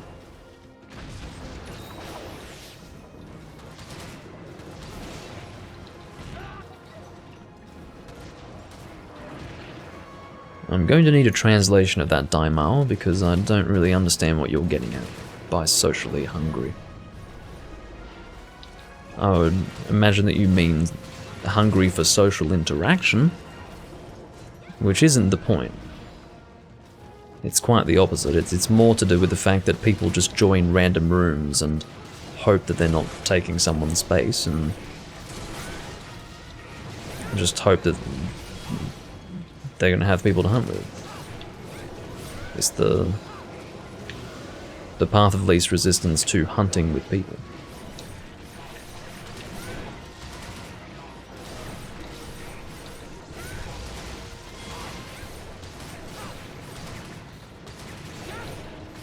Sorry, Misato.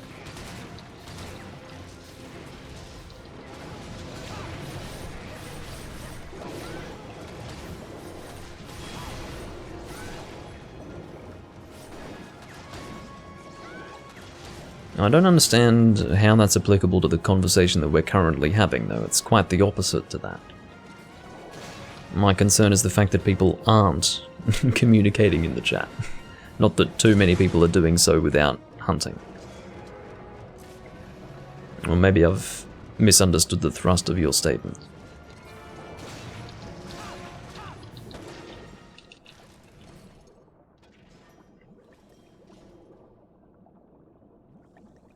Actually, maybe it's worth... No, come to think of it, I think I do have a full stack of tails, so I won't go back and carve that unless I really wanted to... Unless I really wanted to get a laggy mantle, which I don't really feel the need to do. I think laggy is one of those monsters... Oh my god. See, look, this guy's internet is honestly...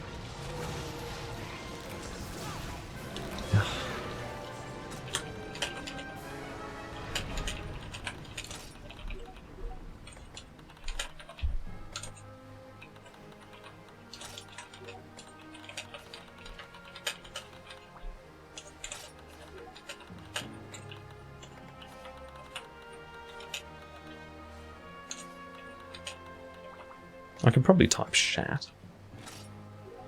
Yeah, there you go. Because shat isn't a word, you see.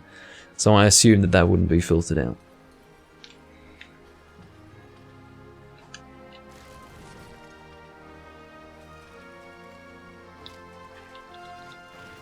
But I mean, you saw that.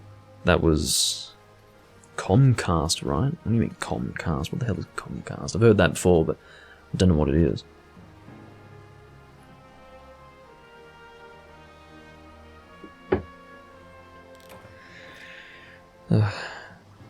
I've got gin left in here.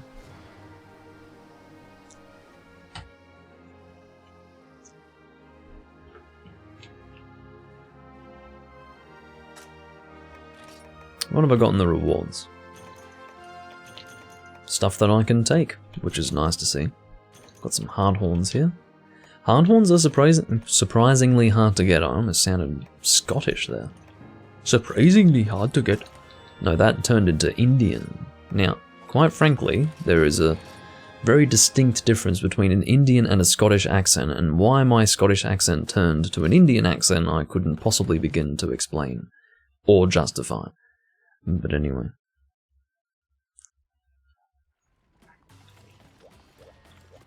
But yeah, that was some shit. I would gently ask Charlie to never fucking host again. Because that was some real balls. It wasn't consistent lag, it was intermittent, which tells me that it's not a geographical distance issue. Or an issue relating to geographical distance. It has to do with the fact that his internet sucks. So, yeah, fuck that.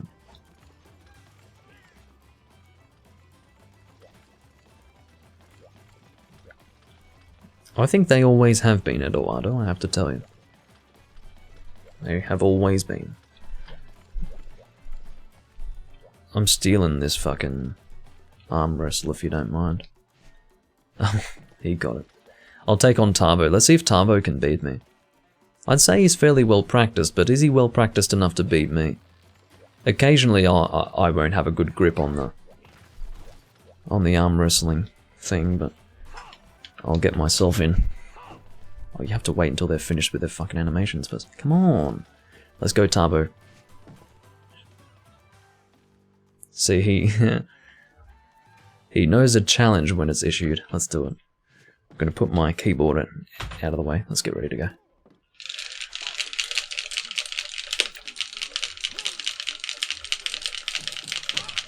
Yeah, no way. No way in hell. I thought that I'd give it a try to see if he could possibly beat me, but no.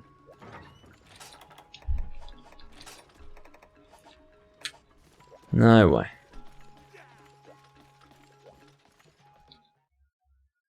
There was one guy that I actually met on 3 Ultimate that could actually beat me. Can't remember who that was. There was a person who could do it. Can't remember now.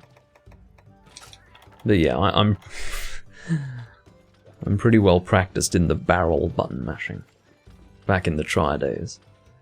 When there wasn't much to do outside of, you know, mashing buttons on a barrel.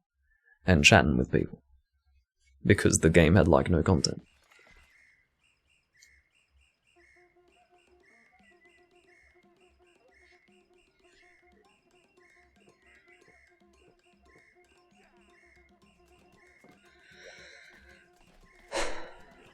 Oh yes, I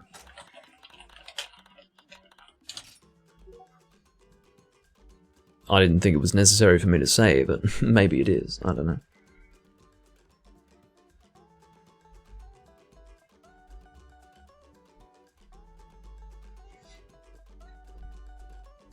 I'd say my character's got a good scream. It's the same voice I used back in Try. There are some pretty bad screams out there, though. Some of them are just downright terrible.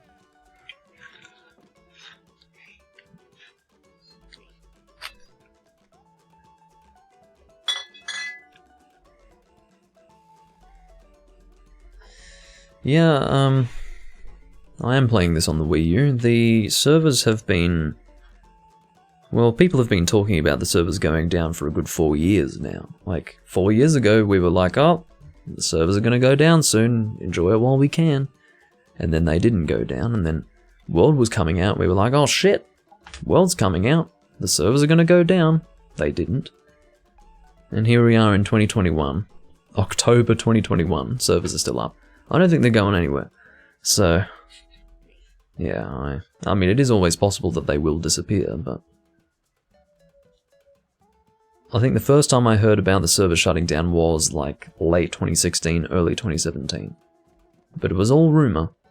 And it could very well have been the case that the servers were planned to be shut down before World Success. I think through World Success they thought that it was worth keeping them.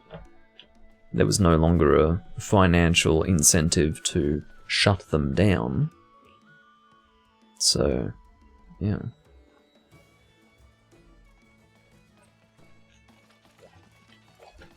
If one could possibly...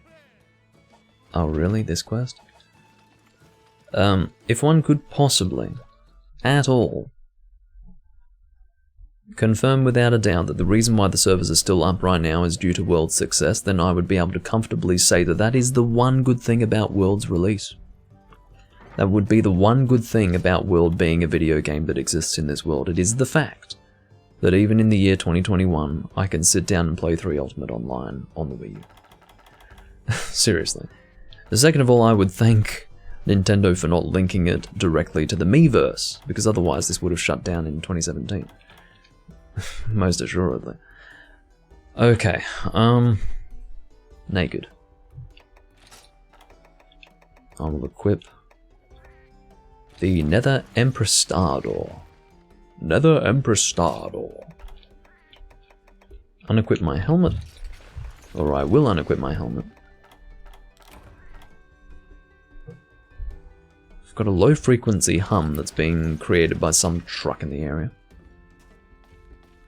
Misato says that we're doing this quest because she hates herself. Okay. As you do.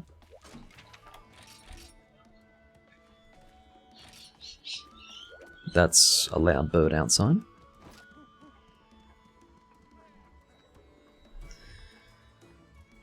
Well, no, it's not that the changes were too much in and of themselves. I'm not going to go deeply into the subject because I don't like to talk about it. I've talked about it too many times before. I was very, very open initially to the changes that World was going to introduce. I actually knew that I had to approach World with a very open mind because I knew that it was going to change. What I didn't expect was that it would change for the benefit of people who were ultimately casuals, mainstream gamers who were not willing to put time and effort to achieve something. Put time and effort into achieving something. Like, that was basically the whole basis for every design decision in World and Rise. It was the fact that they were catering to people who were, quite frankly, the polar opposite to Monster Hunter players. Monster Hunter players are people who want to sit down and work for success. Whereas, I should have brought coatings. I did not bring coatings, I'm an idiot. But yeah, like, Monster Hunter... Oh, never mind, I can't shoot power coatings with this, so I feel a whole lot better about that. Monster Hunter players have always been most accurately characterized as people who want to work for success, but that is literally the opposite to what 5th generation Monster Hunter is designed for. Like, those sorts of players are not catered for in 5th generation Monster Hunter. That is the reality.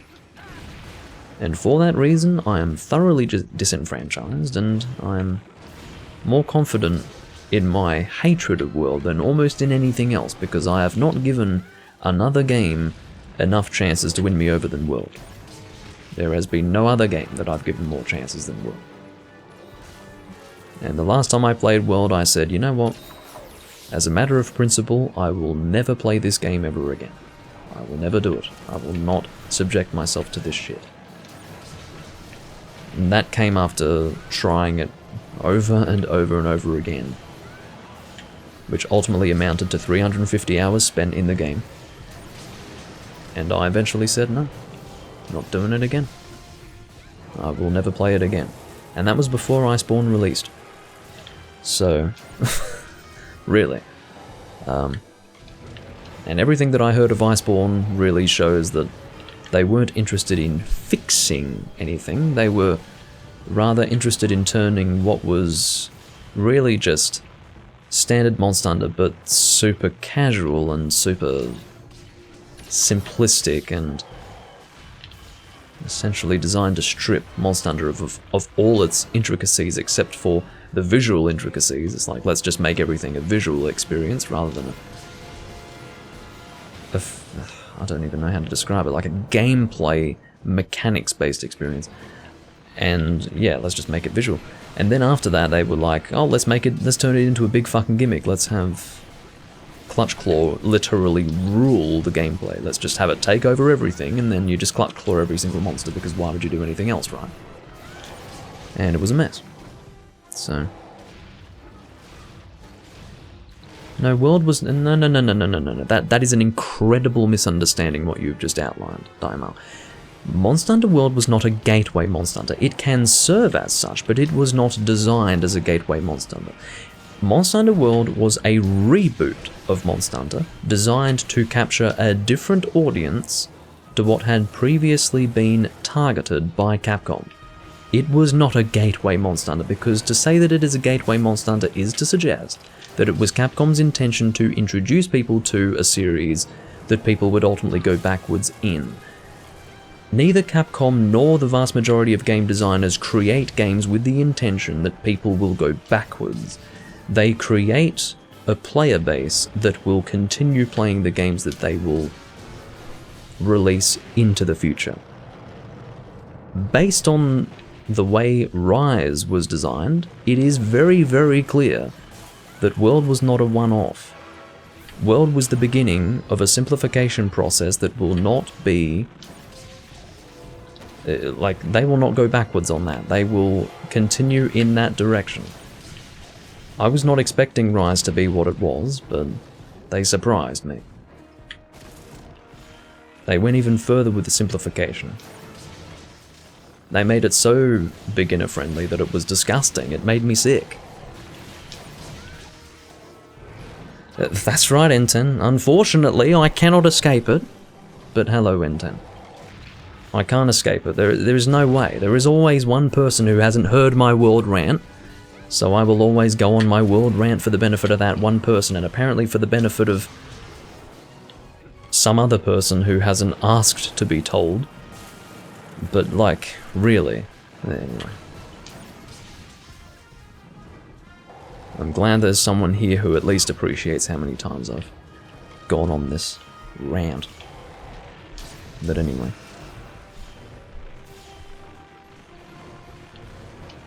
Well, you're perfectly welcome to imply things, Daimao, but I'd encourage you to be a little clearer. Because when you say that it was designed to be a gateway Monster Hunter, the implication is not that it's, you know, just an easy Monster Hunter to get into. Because a gateway to the series suggests that it is for the series. The entire point of Monster Hunter World is to create a new series. It's not about what came before. The entire point of World is that it's something new, and we're going to move on to something else. Like, there is no acknowledgement of the games before World except for, like, you know, vague story elements like, oh, let's bring Fatalis back because 15th anniversary and everyone's asking for it. You know, that's an example of paying attention to the past of the series. But the fact that they literally walked away from the generational naming scheme of the series is a very clear indication that they had no desire to not only pay homage to the previous games, but to in fact walk away from them entirely. Like, they walked away from the past because that is not what they are seeking to cater to. Like, the people who played those games, they're not catering to those people anymore. They have walked away from it, and that is the reality. And quite frankly, I don't really want to pursue this subject any further. I could go very, very deep into this subject, but I will not. Because I am deeply fucking sick of talking about it, and I will forever be forced to discuss it. And that's not intended to be a comment against any person who brought me on this subject. It's just that I can't escape it, no matter what. I cannot possibly escape it. It's just... all I can tell you, and I will say this with as much force as possible, I wish that I could live in a world where that game was never made. And I did not realize how great life was when that game hadn't yet been made until it had been made, and I looked back on the past so fondly because in the past it did not yet exist. I miss those times. I miss those days when 5th generation Monster Hunter was literally not even a glimmer in anyone's eye.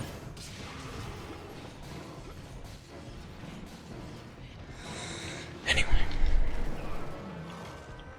It is a fucking insult to the entirety of the player base of the Monster Hunter series. And appeals to those who, quite frankly... No, I'm going to get off that subject right now. Otherwise I will pull myself into further discussion. Seriously. It's a fucking shit game. Always will be, always has been. And it is an insult.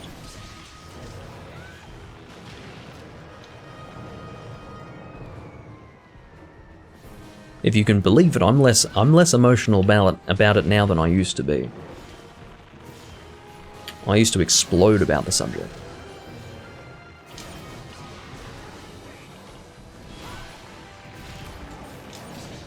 I think part of the reason why I don't do so anymore is precisely because I've gotten those emotions out.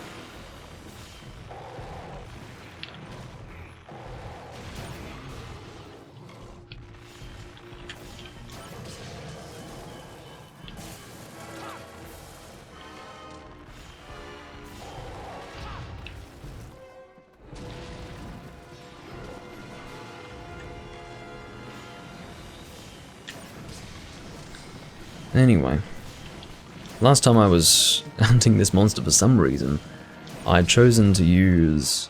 Actually no, I didn't end up pulling out the Zenoga bow. I pulled out the Elatrion bow, which is fine, not a bad choice at all, but I don't find myself using this bow enough, so I'd like to use it more frequently.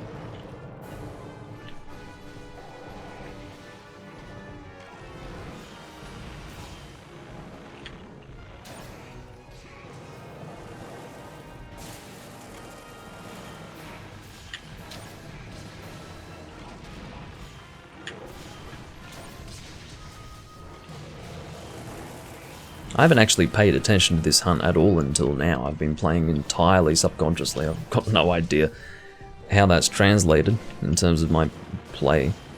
I don't know if I've been playing well or poorly, but I haven't actually paid any attention to the hunt. And it's a Naked Joe hunt, so... yeah. The way to go about it is by going ranged, but I think Misato's only weapons... in terms of weapon type, seem to be dual blades, which isn't necessarily a bad thing. I mean, sometimes you only get time to make one weapon type, and then by the time you would rather use a ranged weapon, you realize, oh, I don't have anything else.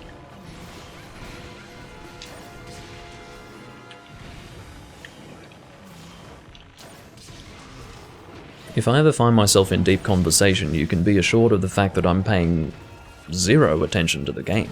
Like, it's all subconscious. I remember the first time that I started recording Monster Hunter. The first time I had actually recorded in Monster Hunter was in 2013. I hadn't recorded a Monster Hunter game before that point. The first time I was doing videos of video games was in 2009. But I hadn't done Monster Hunter until 2013, and I was really shocked by how hard it was to talk and play Monster Hunter at the same time when I first tried it. I was actually really shocked by it. I was like, wow, I can't actually do this. But now I've become used to it because I've realized that the only way that you can do it is by falling back on pure muscle memory, because Monster Hunter does actually take a bit of focus. Like, if you've only allowed yourself to play the game and not pay attention to anything else, it takes up a lot of your focus. But if you do just force yourself to focus only on a conversation that you're having, either with yourself or with people, used to be with myself because I didn't record live, but, you know, if you force yourself to focus on a conversation, then you do put yourself into a situation where it's muscle memory only that's playing, and I haven't really been betrayed by that. My subconscious seems to play just fine. In fact, in certain situations, I seem to play better subconsciously than I do consciously, because I suppose there's an element of overthinking things that is present when you pay attention to what you're doing. Occasionally I'll overthink what I'm doing in the game and I'll actually play worse. It depends on the situation. I haven't really worked out the variable there. I don't know what causes me to overthink something, or even what overthinking would be. I don't know what it is that I am overthinking that causes me to perform worse, if you understand. So, yeah, it's weird. I've been playing Monster Hunter since Freedom Unite came out. I've been interested in the series since before Freedom Unite. Oh, shit. I've been interested in the series since before Freedom Unite, but didn't actually physically play a game until that game came out. I was going to play Freedom 2, but I had it on... Well, I had essentially informed myself of the fact that Freedom Unite was Freedom 2 but G rank, so I wasn't going to pick up Freedom 2. Had I known that I was able to carry my save over, I would have just gotten Freedom 2 and played that first, but I didn't realise that I could do that, so maybe no one knew that they could... Well, no, I suppose the game did come out in 2008, didn't it? Freedom Unite. So it would have been known, it's just I didn't have access to that information, so I didn't realise that you could carry your save over. What the hell? Someone really doesn't want Devil Joe to break into the secret area. Who's fucking throwing tranks? Well, I suppose it is your quest, so if you want to capture them, go for it.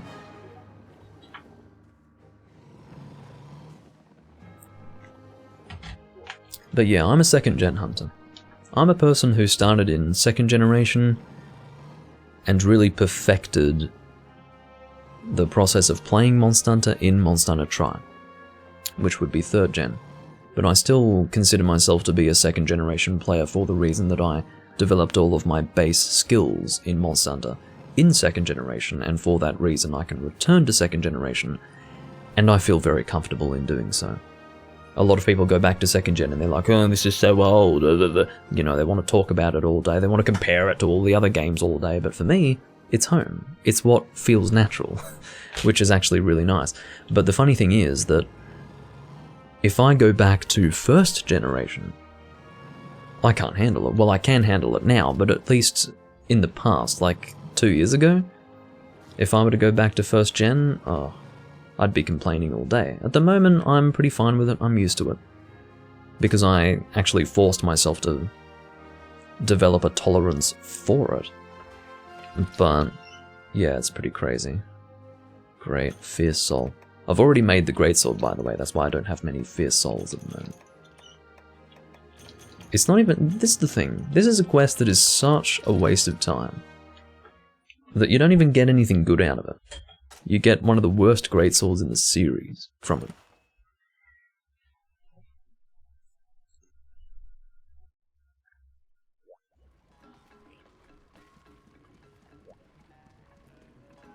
As Daimal says.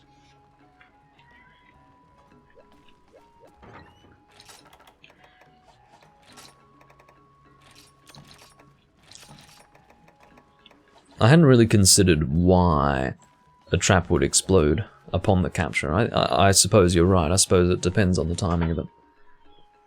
It's almost, you know, the perfect timing of the monster still... what it would come down to is the fact that the trap would actually explode just before the monster loses its paralysis effect. I suppose that is what it comes down to. So therefore, because they're still under the paralysis effect, they're still effectively in the trap, but the trap can be destroyed with a successful capture. It's weird, but yeah, it's a timing-based thing.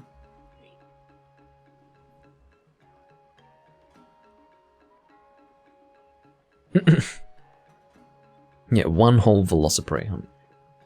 Did you see my recording of the Monster Hunter 1 demo? I've still got my disc somewhere. I've got the disc... You know, it's so funny. I was like, where's my Monster Hunter 1 demo disc? Where is it? Where has it gone? It's in a pretty obvious place, but I'd never thought of it because it's too ingenious.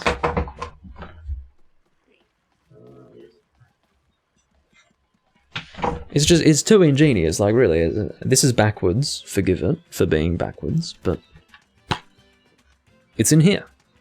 My demo disc is in here.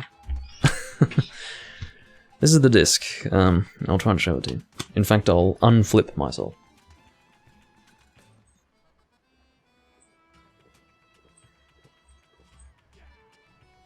Hold on.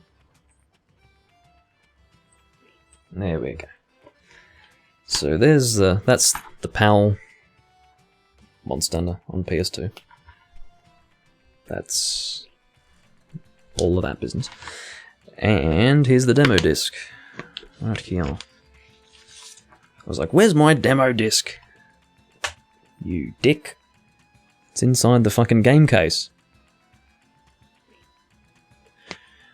It's called Monster Hunter Trademark. Powered by Access. It really is a fucking demo disc. I mean, look at the thing. Anyway.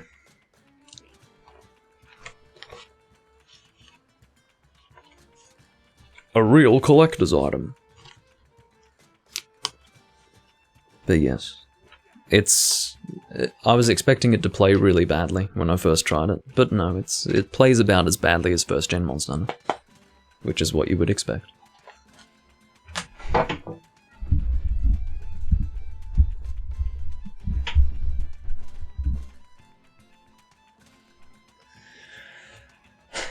It is Charlie's turn. Why do I need to say this?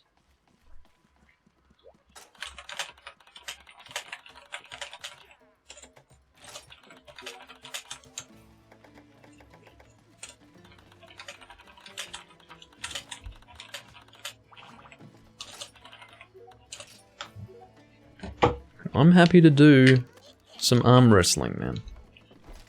I won't actually go all out on you. I went all out with Tavo, but whoever wants to arm wrestle can. I don't mind. The original Monster Hunter game is interesting. It looks beautiful and plays like absolute dog shit, but it's, I love the user interface. I think the user interface fits the theme perfectly. They fucked it up with Monster Hunter G. They turned it green. I don't know whose idea it was to turn it green, but yeah, it should have been brown. The brown looks really nice, and I never would have thought that I didn't think I would even hear myself say that brown looks nice in the user interface. But it looks really rustic and authentic, whereas the green is like, oh. And I love green. This is the crazy thing. To say that I prefer brown in a UI than green, and green's one of my favorite colors, like, that's weird, but the brown is so much more appropriate, stylistically speaking.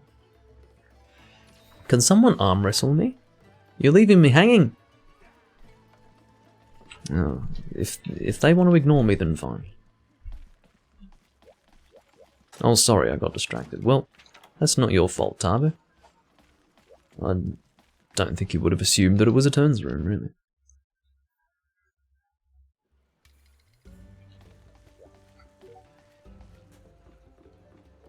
Yeah, in 3rd gen they were looking to make the game look more vibrant.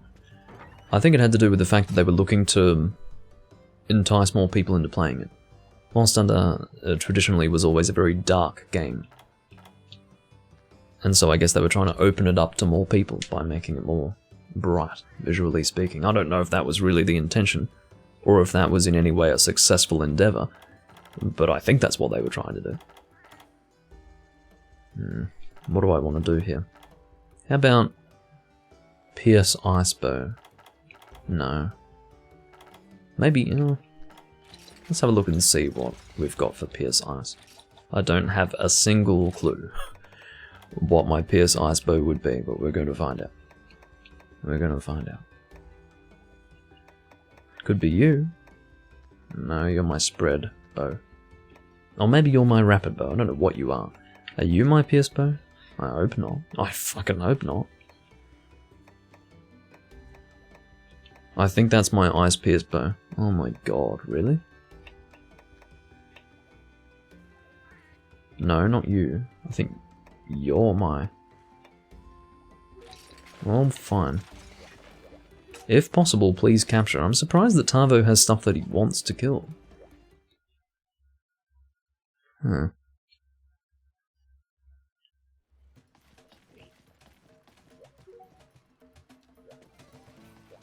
Well, I'm sure they didn't have to do that Daimao, but it would make sense that they would make the game look more vibrant for the Nintendo audience. I doubt that that was some sort of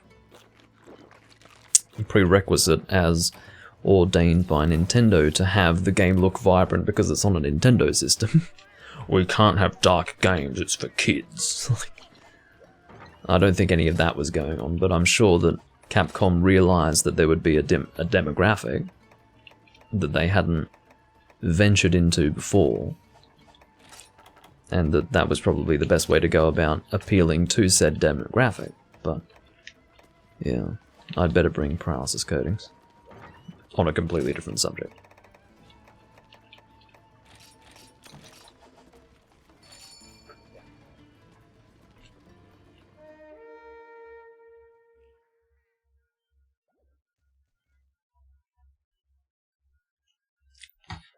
I don't think I've noticed the orangey shade that you talk about, but you could be right about that. Anyway, I think I'll just save my coatings for 1 paralysis per Diablos.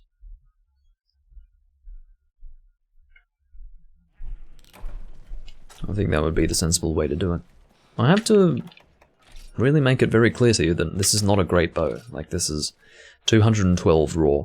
Now, the 390 thunder damage is pretty good, but I don't know. That raw damage on this bow is not that great. As I understand it, bow is not of... It doesn't have great motion value, the bow. So if you've got sort of low raw damage on top of that, it's not a good time. In other words, while I do have a lot of... Don't drink a cool drink, you dork. While I do have good elemental damage, I think this lack of physical damage is a problem.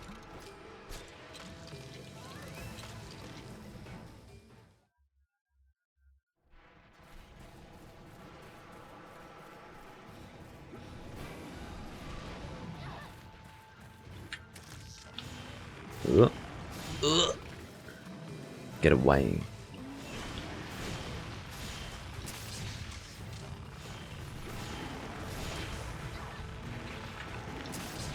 Well, I understand what you're saying, Daimar. Your point is that because bow is not good in terms of physical damage, you may as well capitalize on element. I've always looked at it differently. I've always thought, well, because bow is not really good physically, you should try to increase your physical damage to compensate for that, but I understand that it would make sense to go in the other direction. I hadn't really thought about it, but quite frankly, bow is bow, and I think I'll do just fine no matter what. But yeah, I don't think I have much in the way of affinity, surely. I've got 15%. That's actually alright. But no, you make a fair point. I'll fuck right off. I understand that you're Diablos and you have this... I understand that it's your bailiwick to be the most annoying fucking monster in the series, but if you could not, just for today, I'd be pretty happy. I'd be actually incredibly thankful for that. No. Did you see that? He turned to face me and then I said no and then he turned away. Exactly. That's the way we're supposed to do things here. You should be paralyzed by... Oh, Misato, for fuck's sake, man. Now I'm paralyzing for the benefit of 2 people. Can I please get a paralysis on this 11 fucking arrow? You've got to be joking. I'm supposed to have coding boost here. This... I'm guessing Diablos has good paralysis resistance. I can't make any more sense of that than what I've just said.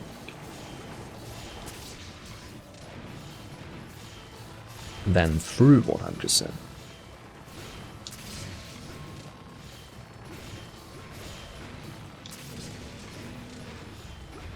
No, I hate Diablos on every level, I think. I hate Diablos... Look, of course, it depends on every person's way of hunting, and it's a preferential thing to evaluate for every individual person, but a lot of people don't like Tigrex. I think Tigrex is fine. But Diablos? I hate Diablos. I've hated Diablos in every generation that I've fought him in. He's just a dick. He's always running around and he's... I think it's his tail that pisses me off the most.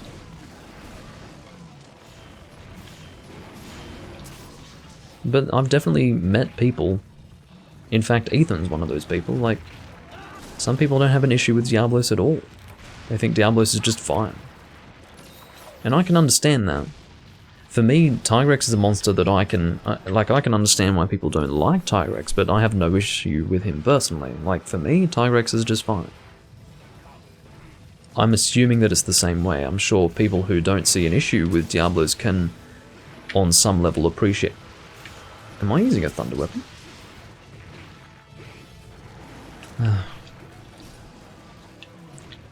Why? It's one of those days, guys. I've pulled out a thunder weapon instead of a nice weapon and only just now realized it. Anyway, that's fine. I don't know what causes that, but every now and again I'll have a serious mental blank and just pull out the wrong fucking weapon, and I've never once been questioned on it. It'll happen eventually. Some person will be like, "Hey Doomlink, what's that fucking weapon you've got there? Why are you using that?"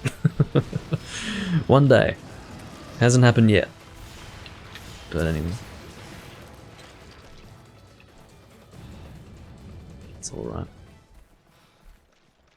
I'm just deflecting responsibility, I suppose.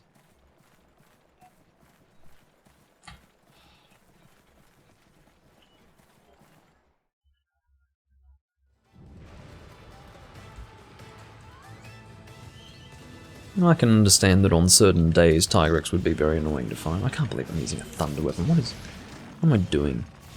Uh-oh. Misato's saying I'm so rusty at 3rd gen Monster Hunter. You know the worst thing about that?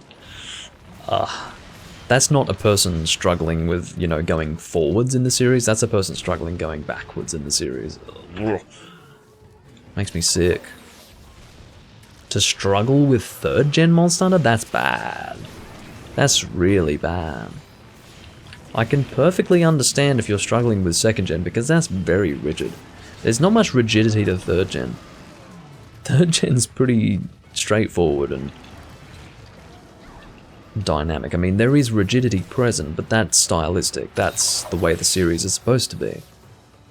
To struggle with that is really sad. I'm not going to comment on that. I'm not going to give a cutesy little LOL or anything like that. I'm just going to be silent. It's not worth even commenting on. I'm so rusty at 3rd gen Monster Hunter. Is it even possible to be rusty with 3rd gen Monster Hunter? It should really be what you're used to. You should be used to 4th gen.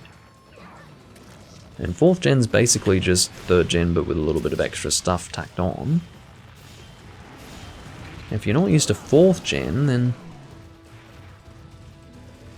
I don't know. Hurry up and get used to this. That's about all I can say.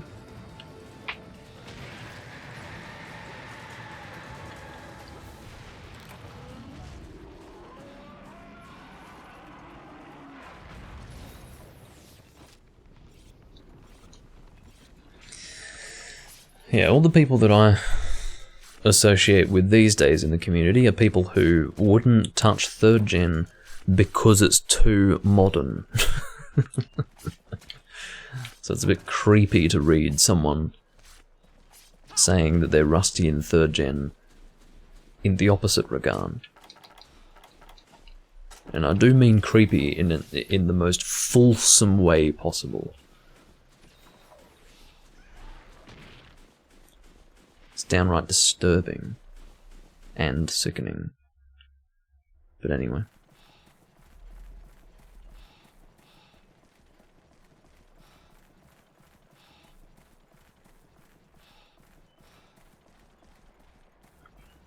But that's the irony.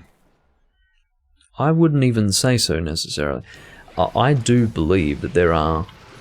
well, you know, well, that's a very interesting point to argue. As much as I hate talking about 5th generation Daimao, I think it would be very interesting to have a conversation, or even a debate, in fact specifically a debate, about whether there are more similarities between 2nd and 3rd generation as compared to 4th versus 5th. I think it could actually go both ways. It could very easily go both ways. There are some serious fundamental differences between 3rd and 2nd. Maybe not fundamental. Maybe that's what you're getting at. There are certain fundamental differences between 5th and 4th, yeah. But it is really quite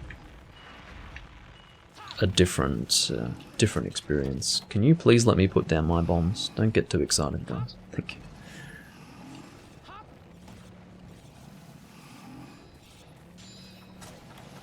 The weird anime spin-off Monster Hunter you're describing, Eduardo. What's going on with you?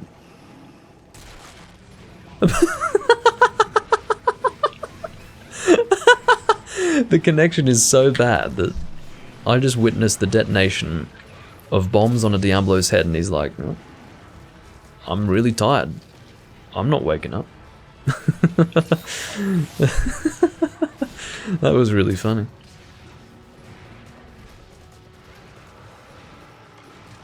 I wouldn't say that's meme level Daimao. I mean, I think that's a really good point of discussion.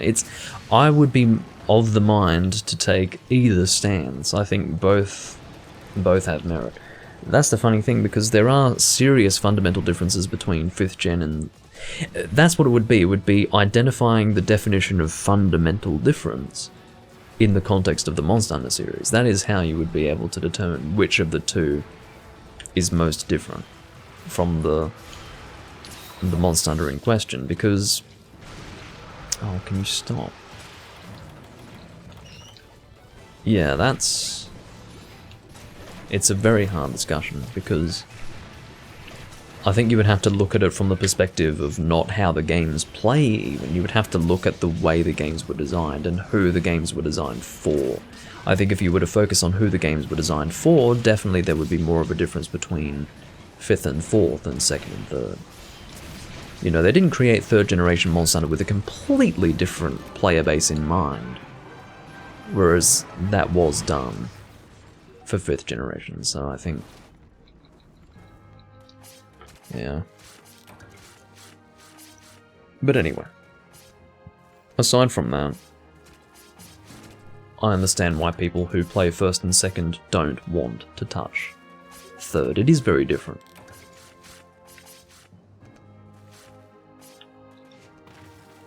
Misato has sent "Hey, how are you?" in the chat. Obviously, that was the wrong shout. This was the first game to introduce shouts, by the way. We've got some very old shouts. They found him in the goop. He was taken by the goop. Lord Zor is something or other. Roll, roll, be rid of the goop. The goop, by the way, is slime from Brachydios, but that was when, you know, that was a bit of a novel idea. The fact that you would be covered in slime, and I found that quite entertaining.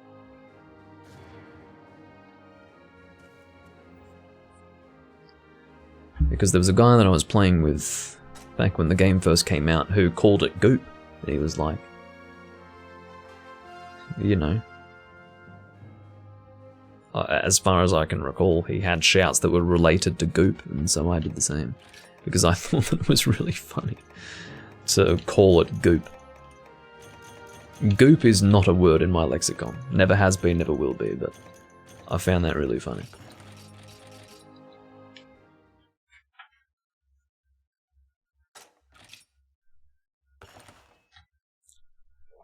Not with Portable Third, Eduardo.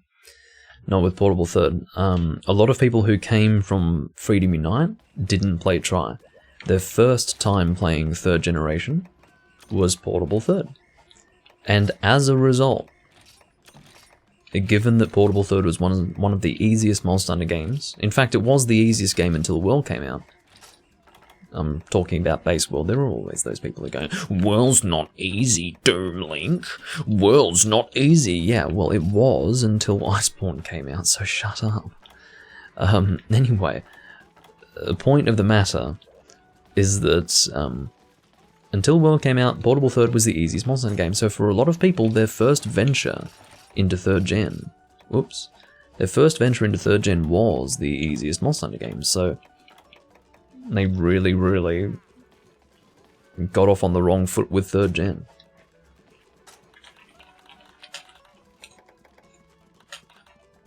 I hate having to say whose turn it is. Anyway.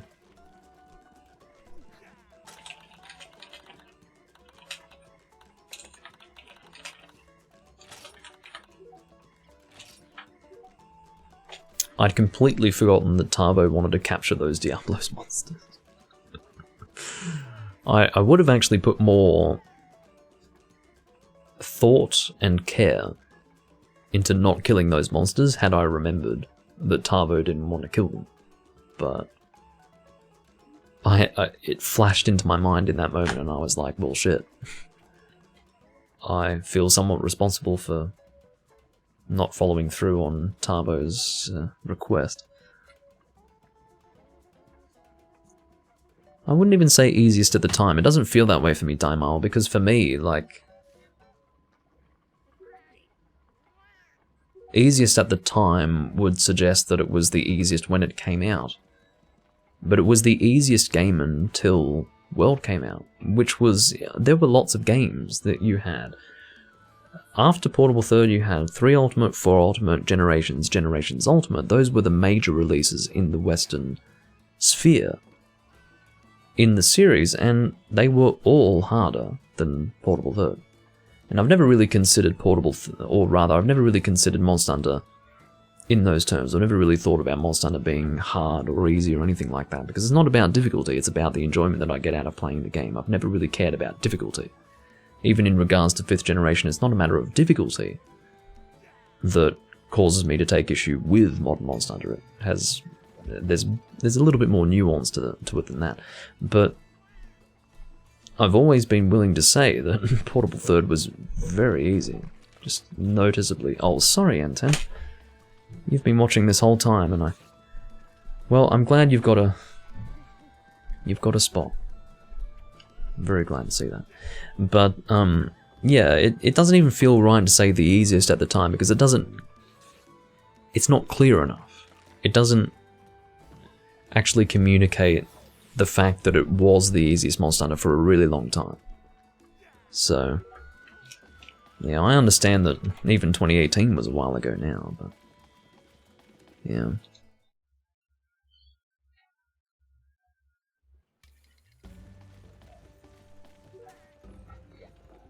Well, I'm on such a level of autopilot that I was using a fucking lightning bow against a Diablo, so there you go. N10 says, nice to meet you. To Charlie. Hey N10, let's go. Dragon light bowgun. Let's fucking shit on this thing. In fact, I might not even have needed to ask him to do that. I think he's turned up with a dragon light bowgun. Let's see. Oh no. He happened to have a light bowgun equipped, but yeah, let's do that and we'll get this done real quick. 2 people on dragon light bowgun will get this done in short order. No, we won't be doing that Daimao, because we've got 2 people going Blade Master. You know, the funny thing is, Daimao, I believe that I'm... The tutorial video that I recorded in 2014, I think, is the only recording on YouTube that details what to do with that glitch. But... and it wasn't recorded on this channel, but... yeah. Well, the Doomlink YouTube channel, that is to say. When I did that recording back then, it was a... and I would be able to do it better now. I wish that it didn't come across as me reading off a script quite so obviously, but... yeah, it was literally the only time I've ever done a tutorial video. It was the first time that I had done one at the time, and I still haven't done one since. And, you know, I could do it better today, but I think it's fine, considering the amount of time that I spent on it. And, well, you might have, Daimao. But yeah, it's, it was recorded with this very same account. But yeah, I don't do that these days. I haven't done it in a long time, actually. But I remember wondering out of interest if anyone had made a video for it on YouTube. I think I was wondering to see if I could perfect the strategy, but I hadn't seen a video of anyone doing that. And so I made one of my own, and then I later realized that Iceman Noob had actually made one, but the title of the video wasn't such that you'd be able to find it if that's what you were looking for. The title of the video was a bit weird, it wasn't clear. It was recorded in 3G on the 3DS version, and it was recorded, I think, maybe 1.5 to 2 years before mine, but it just, yeah, it wasn't really something that you'd be able to find, and I didn't find it either. So, had I found his video before making it, I probably wouldn't have made my own, but I did in the end. We want Dragonbone Husk L.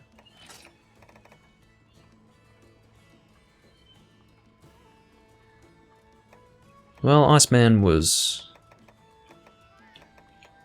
yeah, Iceman's been gone for a while now. He deleted his channel, I think. But only fairly recently. He didn't delete his channel until... I heard that he deleted his channel, but I remember that I had only realized that he'd come out with his own Abyssal Laggy Glitch tutorial maybe 3 years ago. That's not when he came out with it, that's when I realised that he had done so. But anyway. What am I doing? I should have the Bone Husk L, right? I do have... yeah, I have enough.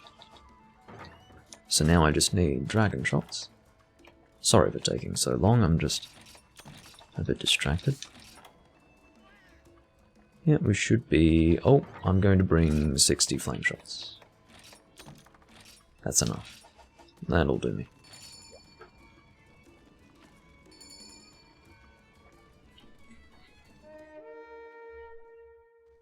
I was more apologising to N10, really.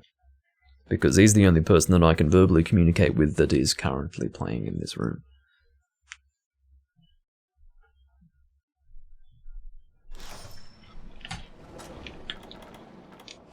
Now obviously the strategy here is to maintain the damage boost from peak performance. Beautiful. Opening flash bomb. Can't ask for anything better.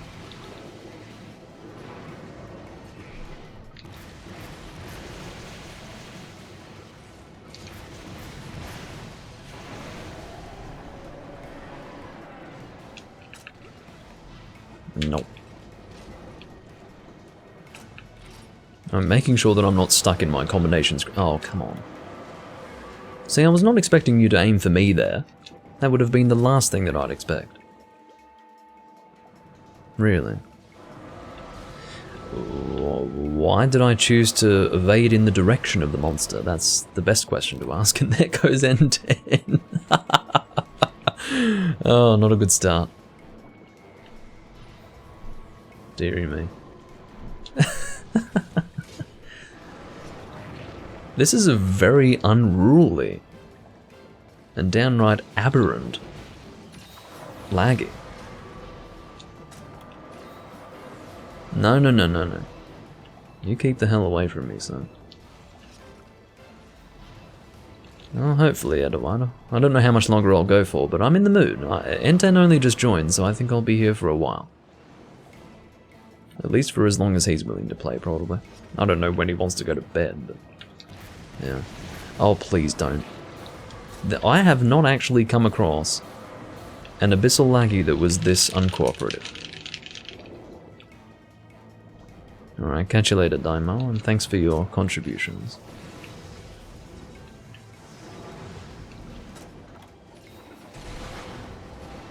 If I can hit that elemental weak point, I'll be very happy.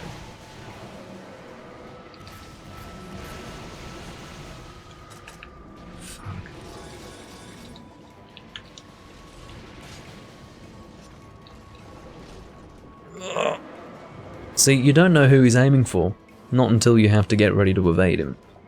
And you just have to hope that you haven't set yourself up to evade in a direction that he's already attacking. In. That would be bad news. N10's not having a good day today.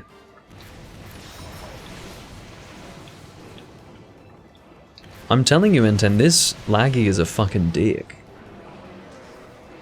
He's here to avenge all his fallen comrades. He's been given a mission. Yeah, it is true. That is the combo maneuver. It's really bad. Just broke the head, which is good for dynamos, at least. You know, I do still need dynamos. I'm not too worried about doing this quest. As much as I can say that I don't need dynamos anymore, I can still get some use out of them. I haven't made the heavy bowgun yet. So if I want to make a pellet set, I can. If I make the bowgun.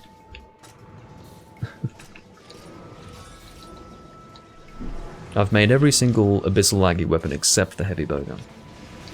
As I understand it. Oh, I have officially reneged on my policy. To always keep the damage boost of peak performance in effect. Oh, can you stop? Can you just... oh. That's why I'm not drinking the potion, I don't have one selected. Well, that's good to hear. Oh, hello. I'm a happy person. We've got a cut, we've got a severed tail. I mean, really. Things are going rather well. Except for the fact that N10's been having a rough ride. Oops. Probably shouldn't have done that.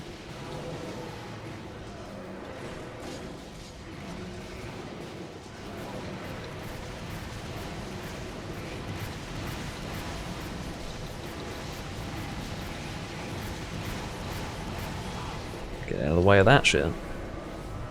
No thank you.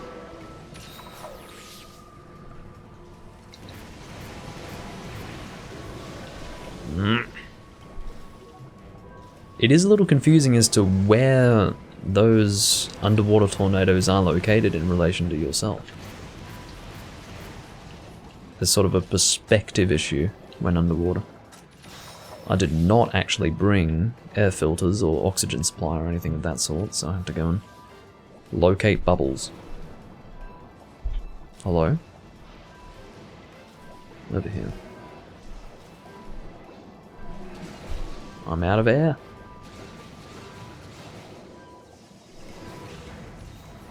As you can see, it's not the end of the world. You don't automatically drown if you're out of air. Imagine if they did that. That'd be pretty bad. I'm glad Capcom weren't that fucking ruthless.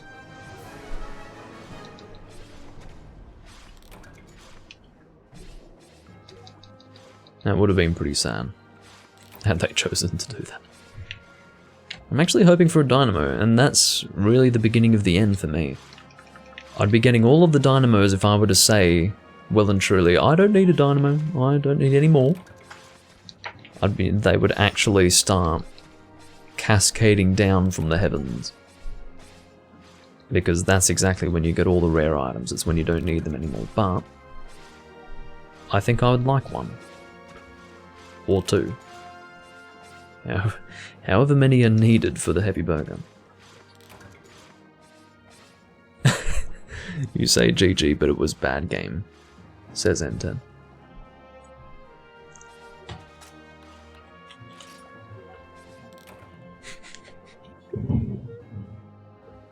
Well, that was a fucking arsehole of a monster, I will say. I haven't come across an abyssal that was that unpleasant in a while. I'm gonna sell that talon. 456. Very good.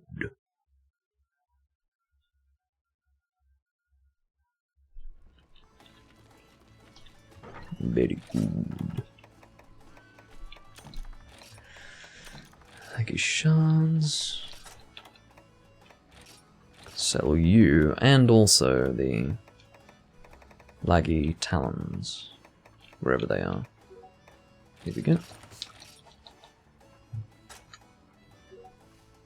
The important thing is that we survived. We didn't only survive, we killed the thing pretty quickly, so while it could have been much better, we still killed it pretty quickly, so I'm happy with that. At this point, Charlie can just post whatever he wants, I suppose. It's a one-man show. Charlie's the... oh no, excuse me. Tavo does want to post, so... Tavo's turn. We'll go back and forth between Charlie and Tavo for quest picks.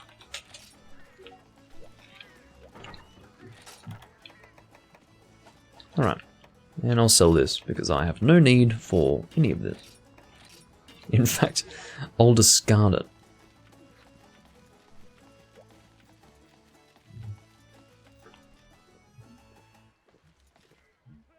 Sounds good, N10.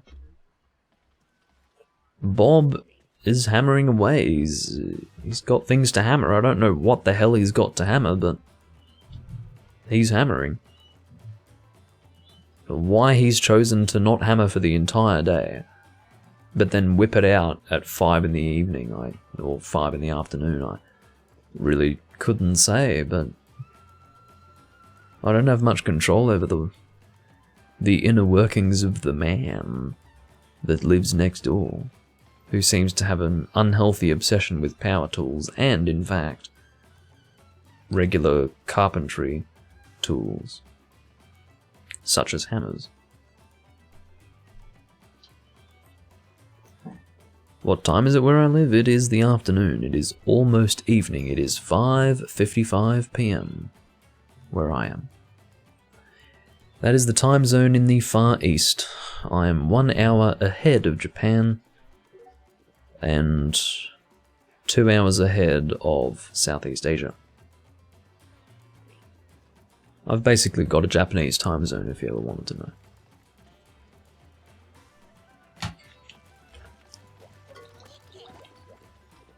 That's why watching airing anime for my whole life has been pretty easy.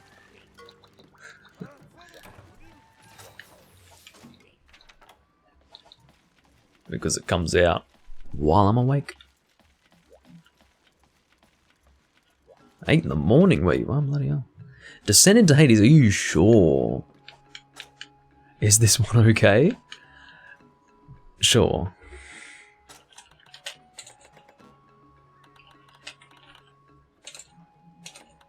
I really would rather not do it, because to be honest, it's not contributing to anything for me, personally.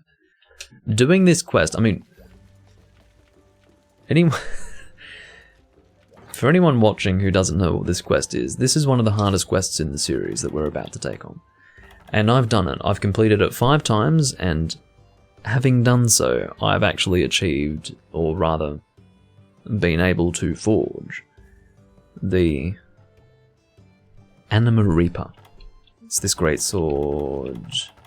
Where is it? It's this one here. Not literally this one. You know that this isn't it. It's this great sword here. This is what you get for completing this quest 5 times. I don't want to do it again, but this is Tarbo Show who wants me to do it, so I'll do it. I haven't made the hunting horn for... That's the priority. Fuck the heavy bowgun.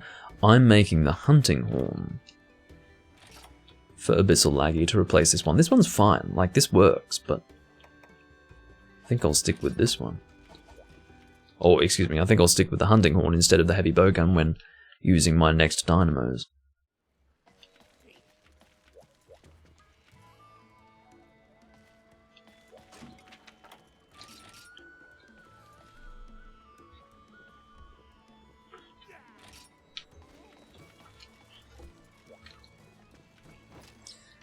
But yeah, I mean, people don't realise that in Australia we are very far east. We're in the distant east. We live in the future. And while we are quite geographically distant from Japan, we are sort of equidistant when it comes to the longitudinal measurements, etc., etc. I'm not a geographer, in case you wanted to know. Hello, Wonderlord.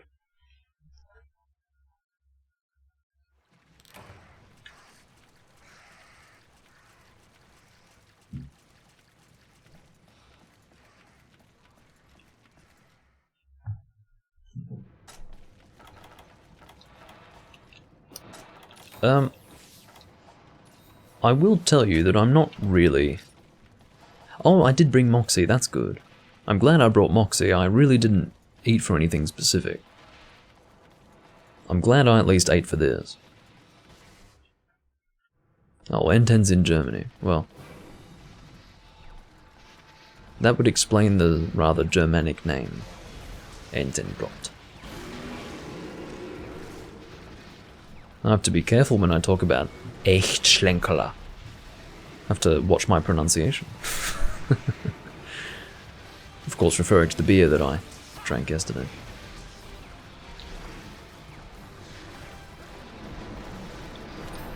Anyway.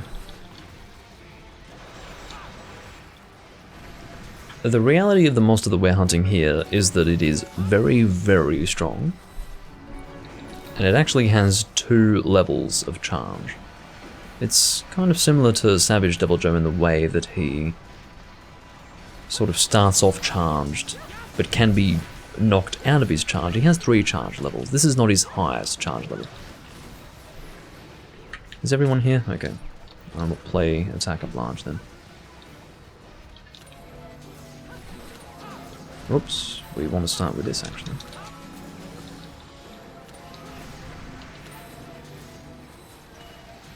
I'm going to play Attack Up Large now.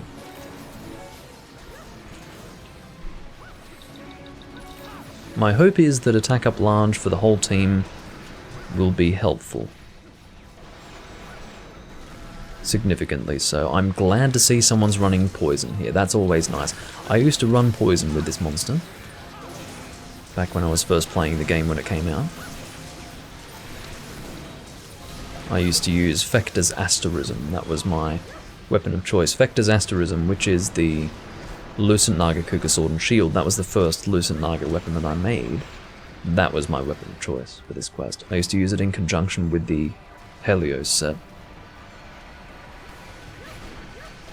So, Awaken, High Grade Earplugs, Sharpness +1, all of that. Well, perhaps not Sharpness, well, I guess it had Sharpness +1, but it would have been unhelpful, because as I understand it, Fector's Asterism already has maximum sharpness. It cannot be boosted further. I can't remember how it was done, but the point of the matter was that Fector's Asterism I always felt was quite helpful. Just having that consistent poison was just good passive damage to have. And so, I'm happy to see that now. This will be a long hunt, guys. I hope you are comfortable with the scenery and with the monster that we're fighting here, because you'll be looking at this for a while. I'm actually going to allow for natural healing here, which is a bit dangerous. It's a dangerous way to approach it, but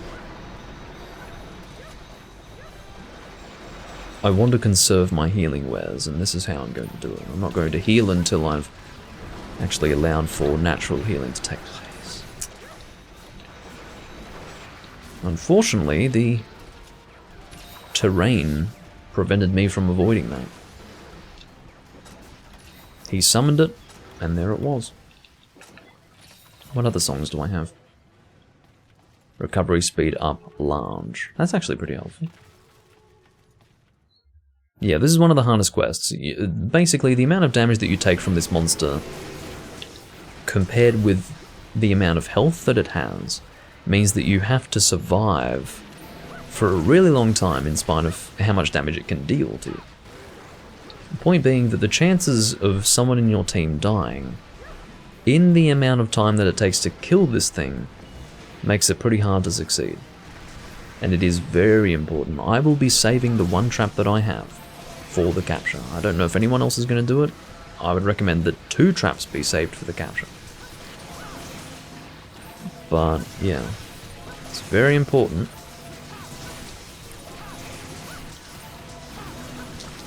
that we capture this thing. Oh, very nice. Very happy to see that. Oops. Played the wrong bloody note.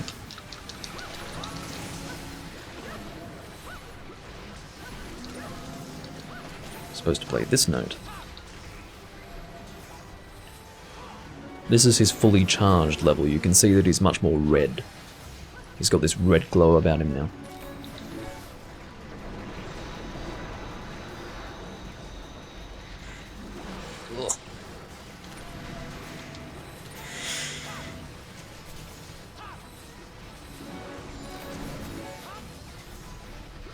I don't know if I really need attacks harder to break, but I've played it. Oh, it's attack deflection prevention in this game. Attacks harder to break is what it's called in 2nd gen.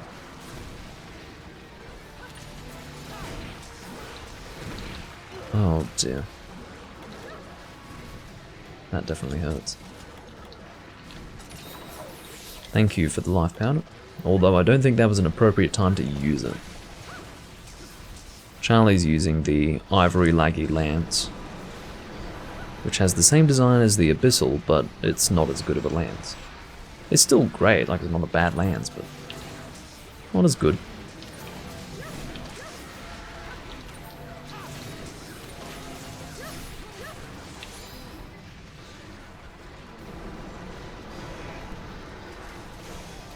Why is Tavo using that longsword?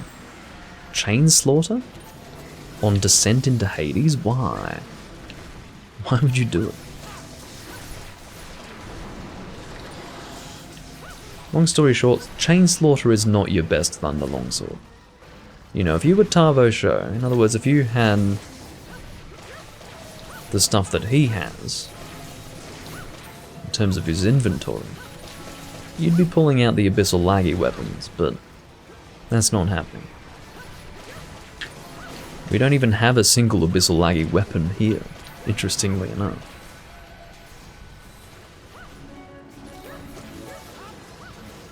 Oops, didn't really need to encore that.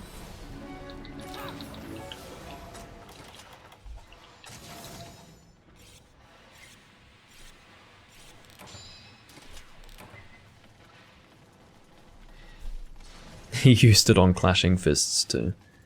It is true. But I would have imagined that... Because, well, that time it wasn't his quest, so I thought he wasn't taking it seriously, but he wanted to do this, so why is he using Chain Slaughter now? It made more sense to... It makes more sense to use it now than it did in Clashing Fists, but... Yeah, I don't know. Don't know if I can really support that.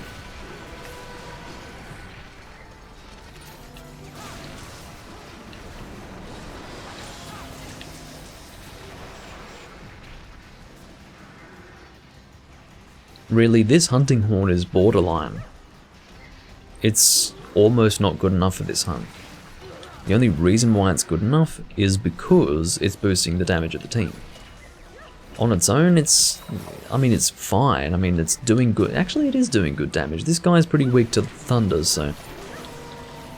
To be dealing 600 thunder, 640, that's pretty good. Plus the increased damage from attack up boost. That's pretty good. But still.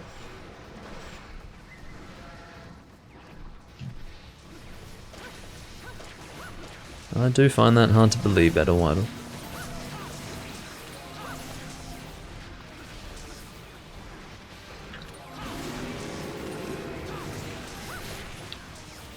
I don't want to be flinched right in front of him like that. I'm literally on my hands and knees before a monster that is fully charged and that can basically deal 75% of my... Oh, there goes Charlie. The apology is appreciated, although I don't like seeing a death this soon in the hunt. I just hope that it was a one-off.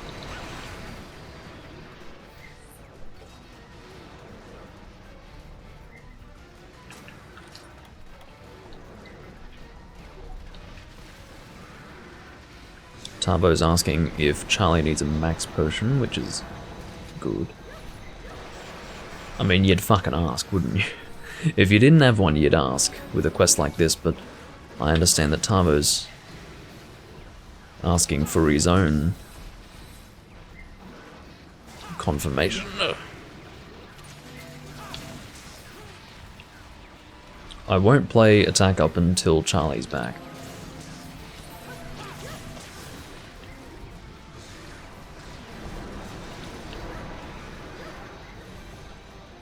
Tarbo's in trouble. Or it sort of looked like it.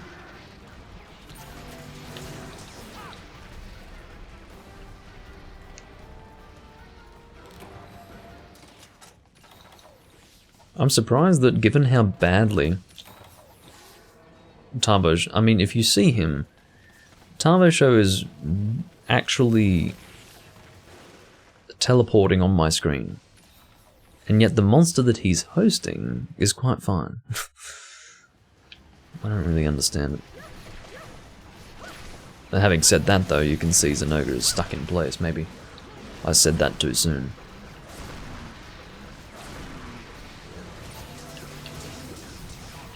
Alright, attack up time. Whoops, played the wrong note.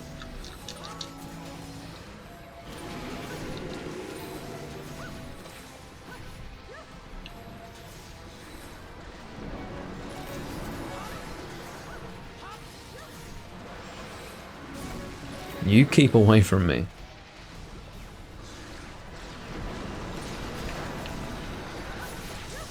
But yeah, we're at least, or rather at most, halfway through the hunt right now. For anyone who's not aware of how long this takes.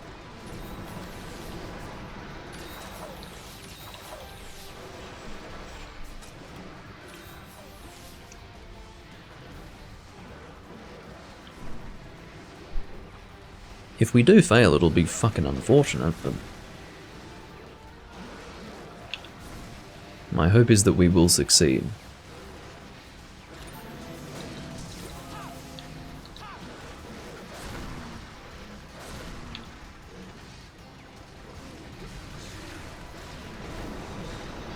I'm playing it safe here. I'm not going anywhere near those fucking orbs.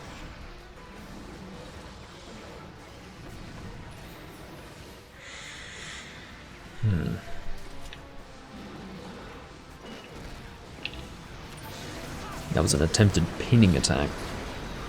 I'm actually going to stay by his body to use it as a shield. These shock traps are just fucking pointless. My concern is that overusing shock traps now is going to make it harder to capture him with a shock trap. That's my concern. We don't want to use them now. Not at this point. We can use maybe one without it being for a capture, but 2 and 3, I think that was the 3rd. That's not good. He's going to develop too much of a resistance to it. So it's going to make it harder to capture successfully. We definitely don't want that.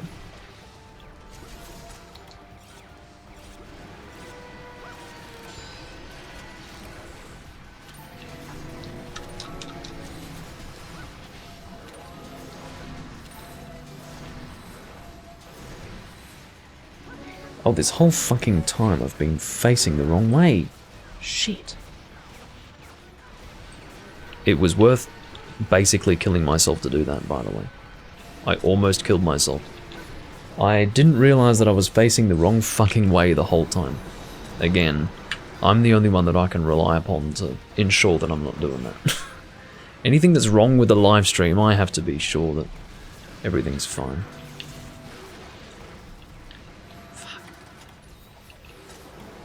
I'd flipped my display to show the monster the disc that I had, but I forgot to change it back. So I've been facing in literally the wrong direction this whole time, which is really annoying. Anyway, at least I fixed it. That's how long it took for me to check the live stream. That's why I check. If anyone wonders why I go and check, it's because I want to make sure that everything's fine. Sometimes it's really not.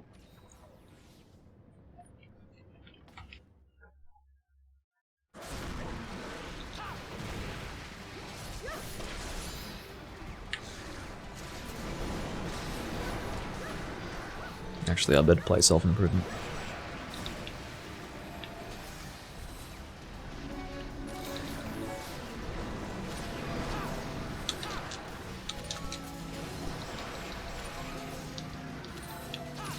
This Nahabra is gonna die. Well, I tried to kill it. I'd better not. Well, I couldn't really avoid it, I'd already done it, but I didn't need to encore that. That was unnecessary. Not just unnecessary, but rather unnecessary.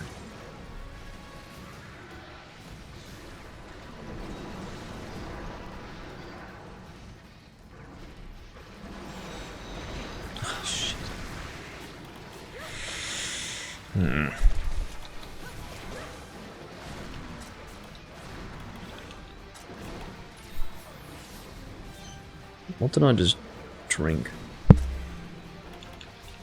Whatever it wasn't helpful. I hope it wasn't an antidote. Needless to say, I was not poisoned.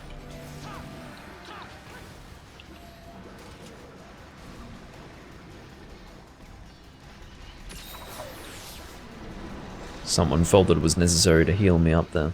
I was trying to allow for natural recovery to give me some health back. Would have been alright, but I understand that someone wasn't comfortable with that.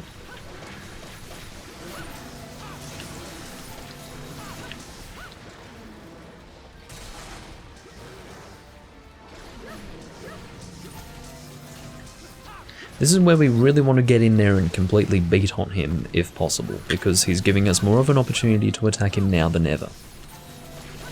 So the more aggressive we are here, the better. We'll be able to take hits without really being at risk of dying. And yeah, the more aggressive we are, the better.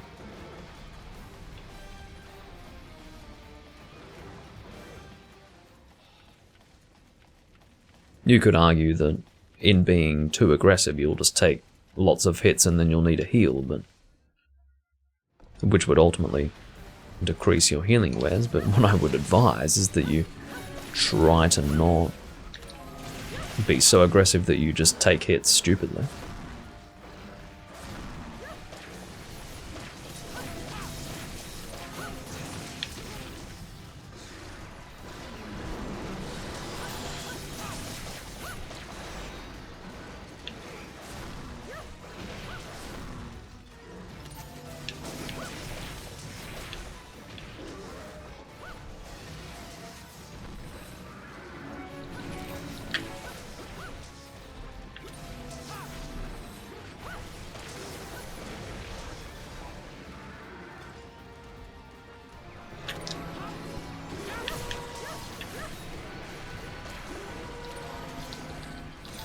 I'll be topping up attack up here. Well, this is impossible in solo. I'm sure someone can solo descend into Hades. I'm sure someone's fucking done it, but not in under 35 minutes. Well, maybe in under 35, but not in under 30. I can't imagine someone soloing it in under 30. That's insane. But I guess anything's possible. I haven't seen people's solo attempts with this hunt. I guess I shouldn't assume that anything's impossible. It's definitely possible to solo it, just not without a very specific strategy that would no doubt involve adrenaline / heroics.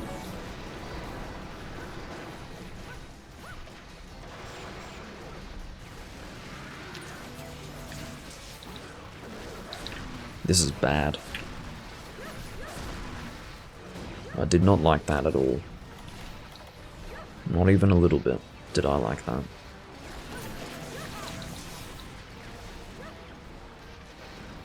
If you wanted to get a concept of just how little damage we're doing, or rather, not even so much how little damage we're doing, but more like how much health he has and therefore how much damage we're doing percentage-wise to him. Consider the fact that we've been fighting him for 15 minutes and we haven't broken anything yet. Not one claw, not one horn, he is untouched, visually speaking. Nothing has been broken. That's what he is. I can't believe I'm fighting him, quite frankly. The only reason why I did it, had Charlie posted the quest, I would not have done it. Actually, would not have done it, but because Tavo wanted to do it, I was happy to do it. So, heroics and adrenaline, as I understand, they do stack. A heroics, in terms of the damage that it gives you, I think is the same as adrenaline, although I could be wrong. If it's not the same, then I'm not sure which one gives you more damage. What I can tell you is that heroics, the biggest difference between heroics and adrenaline is the amount of health needed. Or more like how little health is needed to proc it. You need less health with heroics to proc it versus adrenaline. The reason why is because adrenaline is a skill. You have that all the time, but having said that, you're sort of married to it. It is part of your armor set, so they give you a bit of leeway with that. It is percentage based. I think it might be something along the lines of 30% for adrenaline and maybe 15 for heroics. I don't know the percentages, but I know for a fact that heroics requires less health. But the point is that because heroics doesn't require you to have an armor skill on your armor set, they do force you to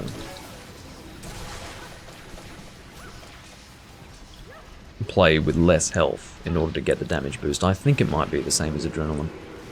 That would make sense to me. I'm quite sure it stacks.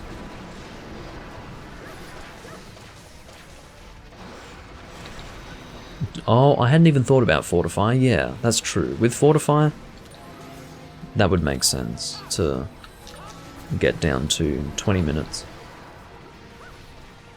Although the Shakalagas I can't speak on. I didn't realise that... Whoops, played the wrong fucking notes.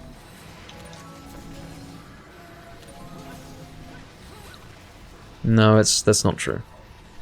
Wonderlord. Adrenaline... It is heroics that requires less health.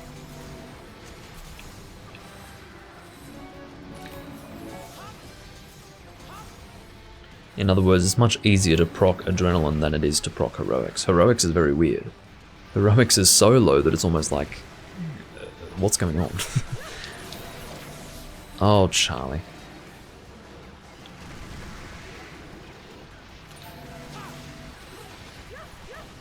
It's alright, we're getting towards the end of this. I'd say we're about 80% of the way through. I don't know how long it's going to... Uh-oh. I don't know how long it's going to take. I wish Tavo had brought a better weapon, but... anyway.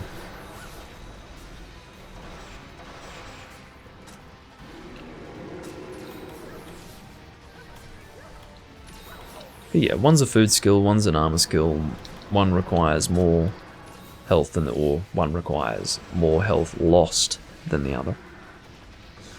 In terms of damage that it gives, I think it's roughly the same. And if not the same, then very similar.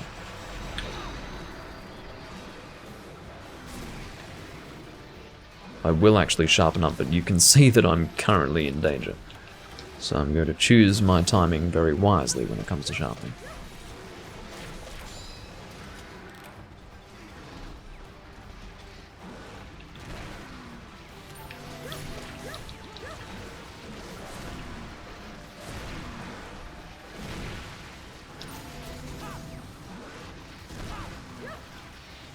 Managed to roll through that. I'm glad I can take a fucking hit. I must have good dragon res. No, actually. Negative 17 dragon res, yet I can take a hit pretty comfortably. Yeah, adrenaline is good, it's just... it's a very specific way to play, and it's not really advised unless you're the sort of person who... Look, adrenaline is usually for people who can't really enjoy playing the game any other way. I get a lot of enjoyment out of Monster Hunter without needing to resort to things like adrenaline to enjoy myself. Adrenaline's fun, in a way, but... yeah. You don't really see adrenaline much anymore in the series because not many people play enough to get to that point where they want to use adrenaline. The only hunts where I use adrenaline in nowadays are things like Fatalis in Freedom Unite. I used to have an adrenaline pierce set in this game, but I got rid of it because I didn't really use it all that much. I didn't find myself really wanting to use adrenaline. I'd used adrenaline a lot in Try because I had gotten to a point in Try where I got a lot more fun out of the game by using adrenaline because it added an additional challenge. But in playing this game, I didn't feel like I wanted to bother with that. It was more effort than it was worth.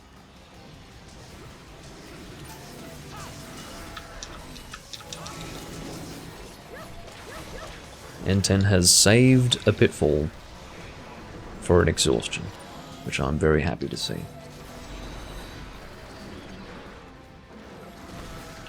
I'm giving everyone increased damage. I understand that you're going for the capture here, but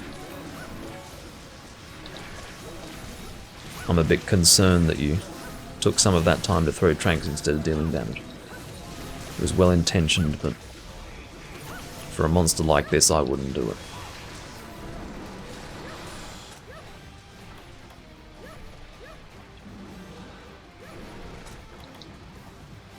This is a hungry fuck. And there you go.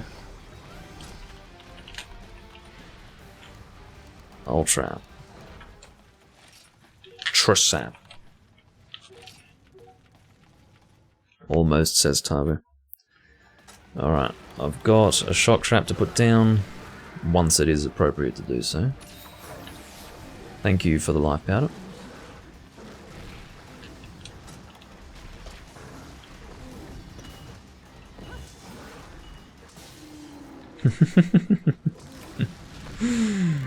Very clean. Very clean. Nice pre-tranking.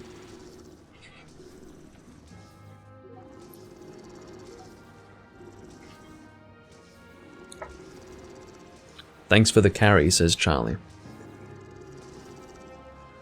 I don't know if that's fair to say. I don't know how much Charlie contributed. I mean, obviously he... That was kind of fast, says Tabu. Not really. That's sort of a standard run for this event.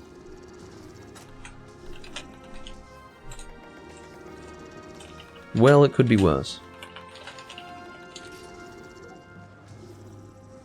I'd say it's standard. I generally don't do a 20-minute, but I usually do a 25-minute. It's been a while since I've needed 30 minutes to complete this. I think only once did I reach 30 minutes.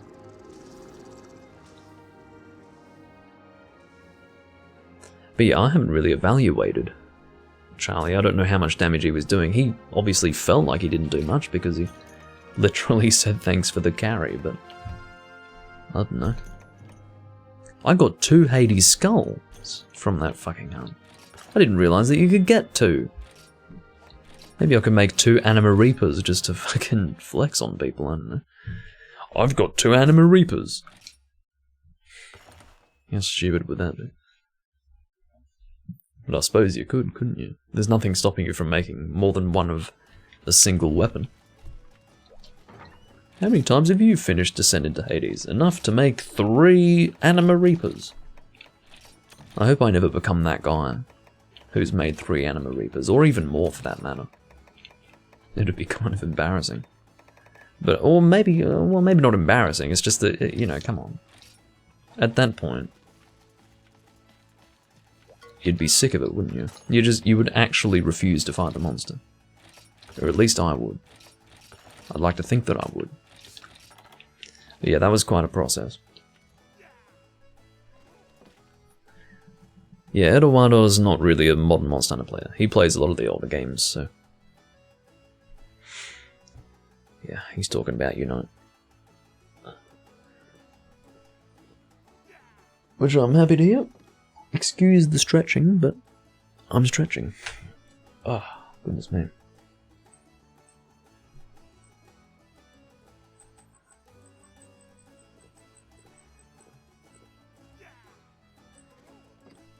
Just fixing my chroma key. So, in case anyone wanted to know, I've recorded a total of more, well, maybe 6.5 hours today. I did a 3-hour-long recording in Freedom Unite. It's been 3 hours of 3 Ultimate at the moment. I don't know why, I'm just really in the mood to record today. It's what happens, like, if any of you are concerned that I don't record enough during the week, well, this is what you get on the weekends, so... Don't complain. What more can be said, really? Otavo left. I'm going to assume that he disconnected. Because, you know, you'd at least say bye after that, wouldn't you? He must have disconnected.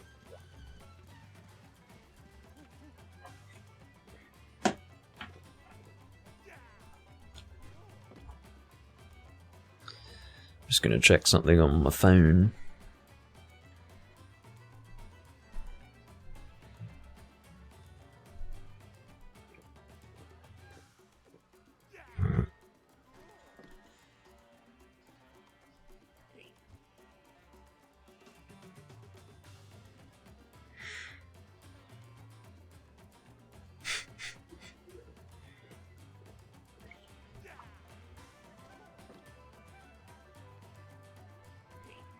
What am I drinking? Gin.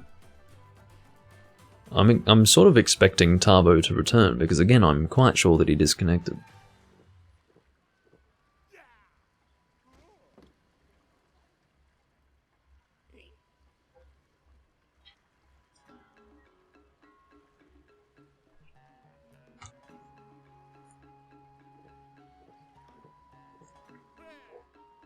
Oh well.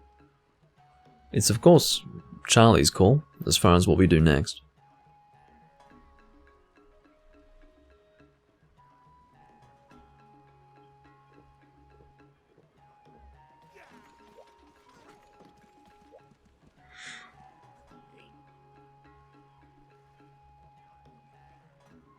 I'm just logging into something at the moment.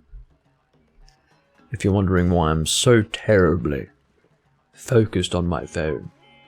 Oh my god.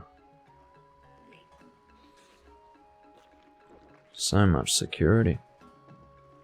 Can't fucking keep up. Alright, there you go.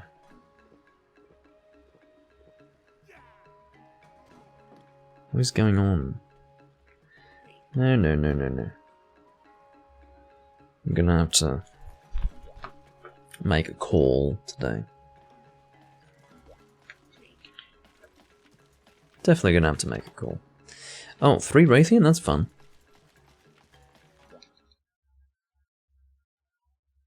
I'll be making a call today. You better fucking believe it. I'll be... Oh, I can't leave it too late, can I? It's fucking 6:30. 6:30 already. This might be my last time. Oh, yes, it is time for me to start culling things. I've gone a bit funny. I've gone too far with my purchases with the granny. I need to start culling things. What have I got too much of? Let's sell a few stacks of wyvern fangs and stuff like that. Sell 2 of those. Yeah, 2 claws, 2 fangs. And what else do I not need?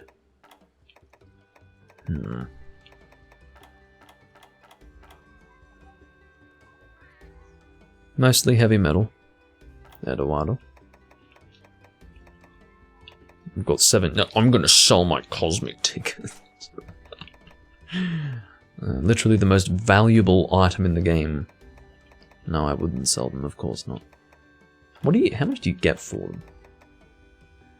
You see, the reason why they have 0 Zenny value is so that you are not in any way incentivized to sell them. Yeah, Tarbo's back. I knew he'd be back. I knew he wouldn't leave like that.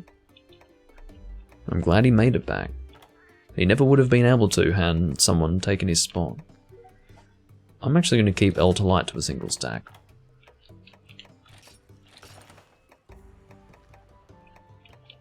Not sure about armor stones. What should I do with armor stones?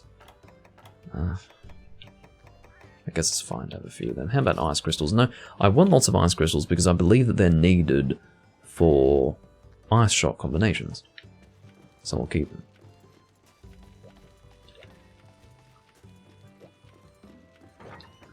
I'm in a lance mood, so I'm going to use Altius Gloralis.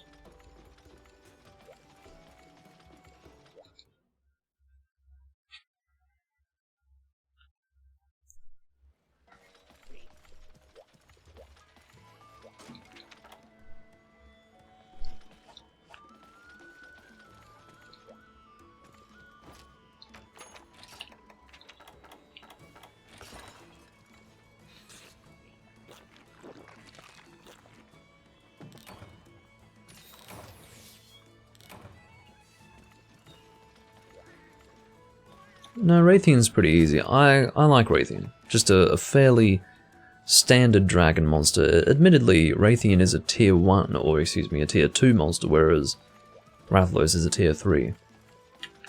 So it's understandable that Raytheon's not too difficult by comparison, but yeah, not too much of a challenge. I did eat, didn't I? I ate just then, yes. Just making sure. But yeah, this will be my last hunt. I've definitely done enough monster hunter today. I'm all monster hunted out, as they say.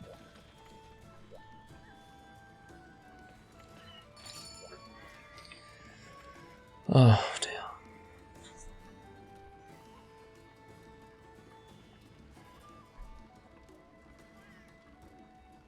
Oh.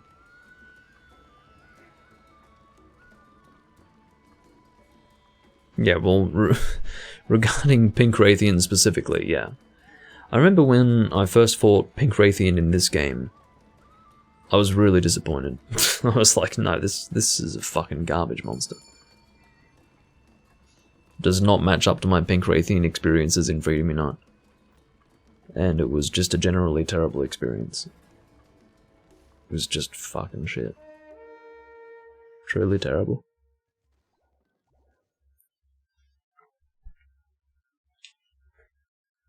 I'm sorry that you've had to hunt so much Rathalos in Freedom Unite. Still not as bad as first gen Rathalos, but still not very fun.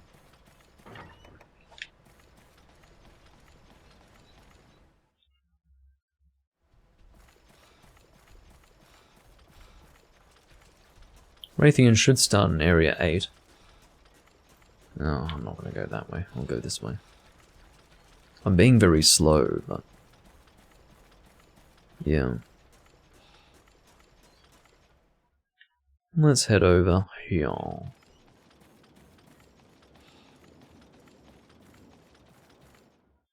In other words, because it took me so... oh, Tavo disconnected.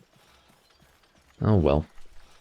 I hope that he gets back in at least before I close the room. I will of course inform him of the fact that it's not worth waiting for us to finish the quest, but... yeah.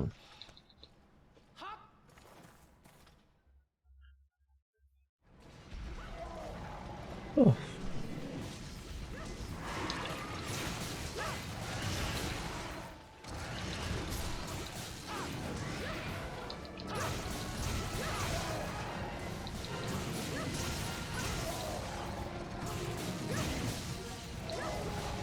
Oh, Mia just took Tavo's place.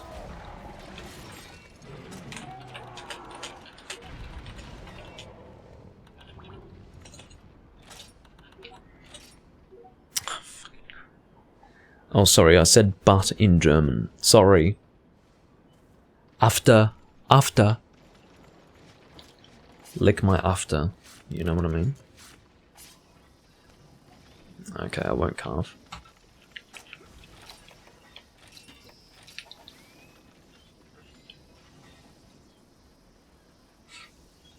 Like, it's ridiculous. What were they thinking? Making after a bad word for English-speaking people. It is a perfectly normal word in the English language. It's fucking stupid. Bye, Mia. See ya.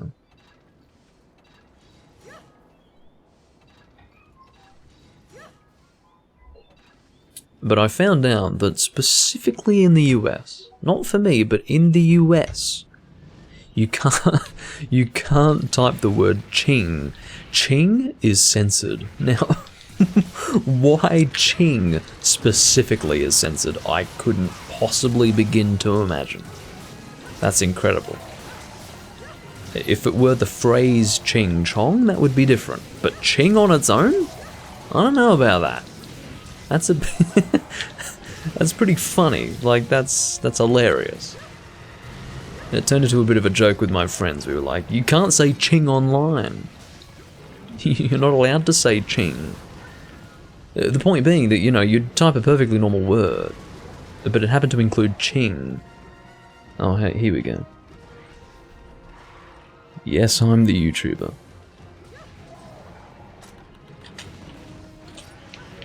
Well, that's definitely the first time I've had someone come online and say, are you the YouTuber? Yes, that's me.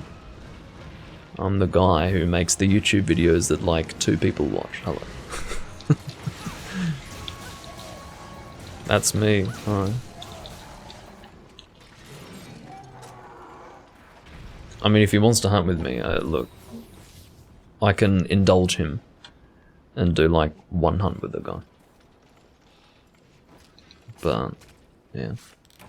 You never know, it could be like, are you the YouTuber? You're a dick! You're a fucking loser! Under those circumstances, I suppose I could be even further incentivized to hunt with him. Because it would be funny. But, yeah.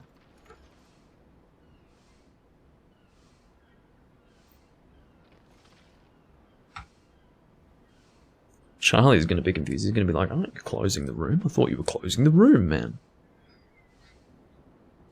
Well. Not now. Aurelian. He's got an interesting name, Aurelian. I like it.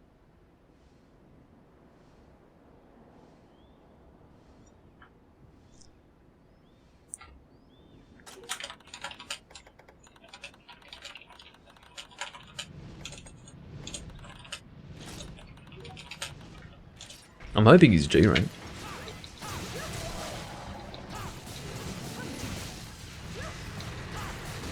Yeah, waiting for the next monster really is what takes the most time when you're doing a triple monster quest. It feels like the process of hunting the monster, in most cases, actually takes less time than waiting for the next monster to spawn, because the reality is that when you're waiting for the next monster to spawn, that's all you're doing. You're just sitting there waiting, whereas when you're hunting the monster, you're so preoccupied with that time passes much faster. Purple Gypsaros. Never forget brown Blangonga is what I have to say to that. Never forget. Of course, that's copper Blangonga. Back when Monster Hunter Portable 2nd G was the game, and Freedom Unite didn't exist yet, it was brown Blangonga. Yeah! Let's hunt brown Blangonga, guys. I will never not find that funny, I have to tell you. Brown Blangonga.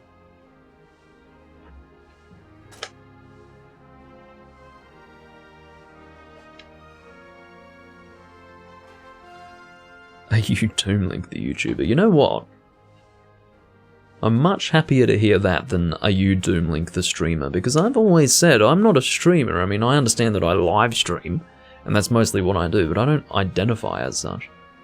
If someone wants to call me a streamer, then that's fine, but I didn't start off as a streamer, and I don't consider myself to be part of that community. You know, I approach live streams rather differently, so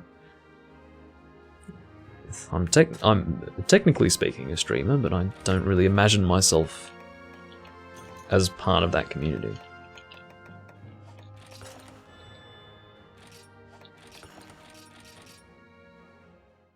Shit-stained Blangonga, holy god. Now that would be perfectly appropriate if the Copper Blangonga were a bad monster, but I actually prefer that monster to Blangonga. Shit-stained Blangonga, my god. That's pretty, that's downright vituperative.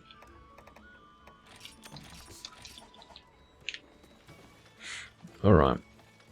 So, I don't know what's going on with Aurelian, but... Oh no. He's learnt nothing from me. Alright.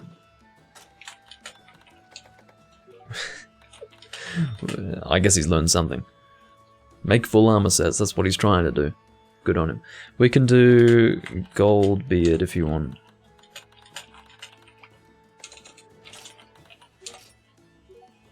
In fact, I don't even want to put it in those terms. I want to say, let's do Goldbeard and get you a fucking waist piece from Goldbeard. Like, now. Because you need it. You need it as soon as possible.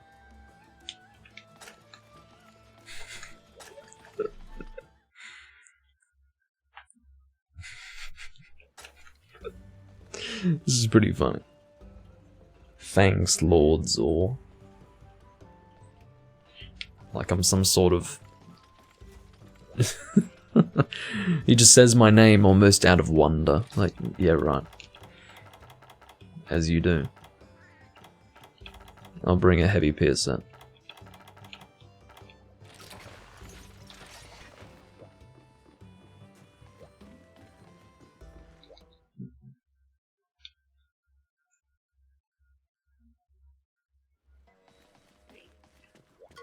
Whether he wants to do it or not, that's what we're fucking doing.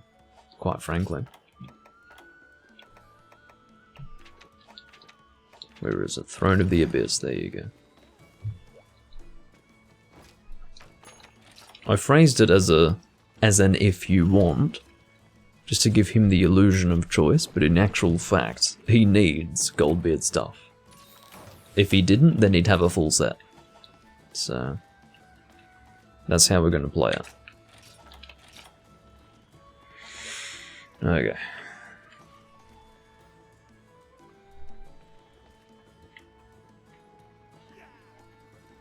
Well, I'd like to think that I'm the only Lord Zor.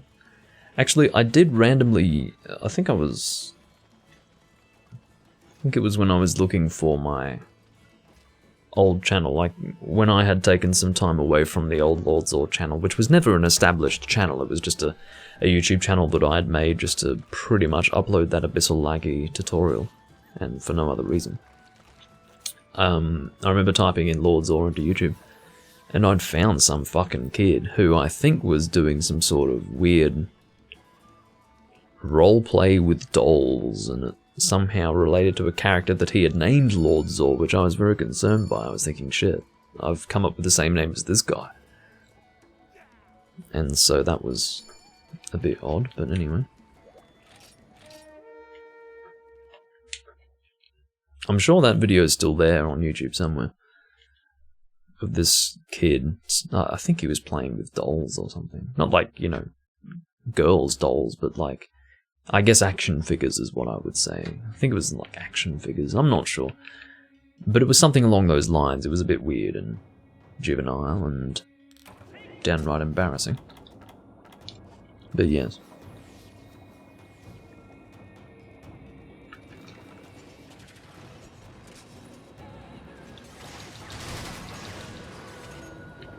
Let's flinch him out of this, come on, let's do it.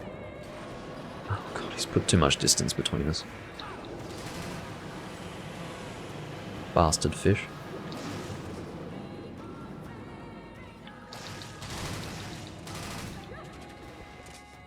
The reality is that because he's so big, even slight movements can put a great deal of distance between us. Annoying as it is.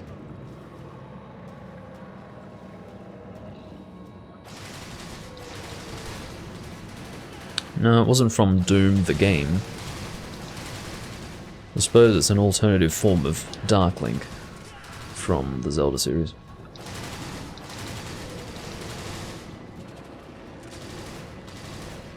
Yeah, Goldseed and Goldbeard's pretty cool. I just wish that he was stronger.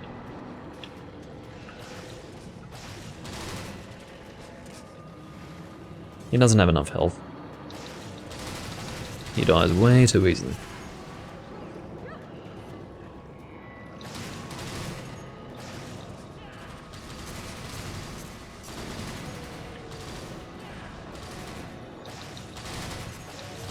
He'll die very quickly with 2 Pierce Gunners, I can tell you. I don't know what Charlie's shooting, but if it's Pierce, then this monster is not going to be in for a good time.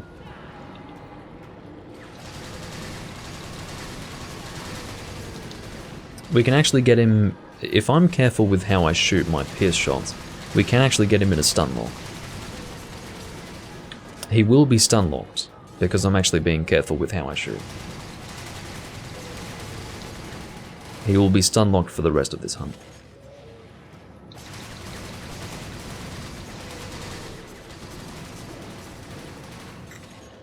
That's how fucking weak this monster is. Supposedly an Elder Dragon, you know.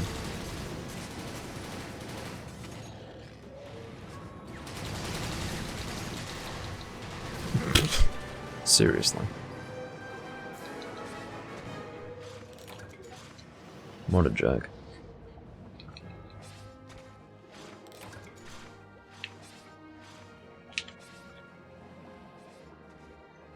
Where's the other horn? Hello? Is this it?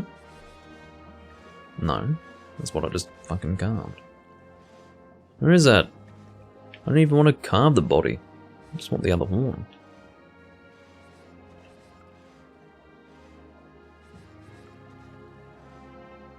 I don't know, but apparently N10's pinging to wherever he is. Where is he? I need to enlarge my map. He's over there. Where are you? Oh, there it is. It's in the body. I'm probably carving the body, to be honest. Doesn't matter too much. I'm not in need of any materials from this monster, but... No wonder I couldn't see it.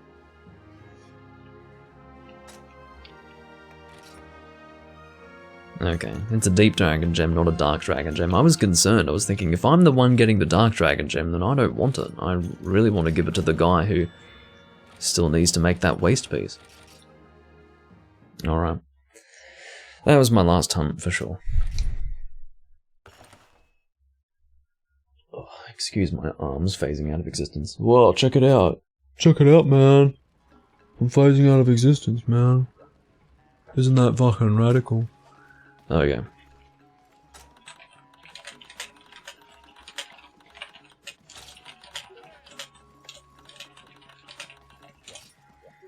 Alright.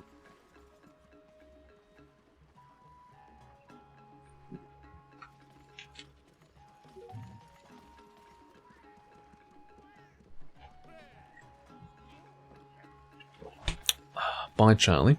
And thanks for playing, I guess. But yeah, it's been a busy day for Monster Hunter. Almost 7 hours of Monster Hunter. And I suppose it's been good. I feel like I've spent my day well. Yeah, he doesn't have an event quest. Wonderlord, I wish he did. I really wish he did. The fact that he doesn't have an event quest is really just an insult to the monster. And it is things like that that make me wonder what the fuck Capcom are thinking sometimes. The reality is that they're not thinking. A lot of the time. But anyway, I will see you all when I'm next recording Monster Hunter or anything else you'd like to watch, and I will bid you all farewell for now, and indeed, thank you for joining. Bye bye.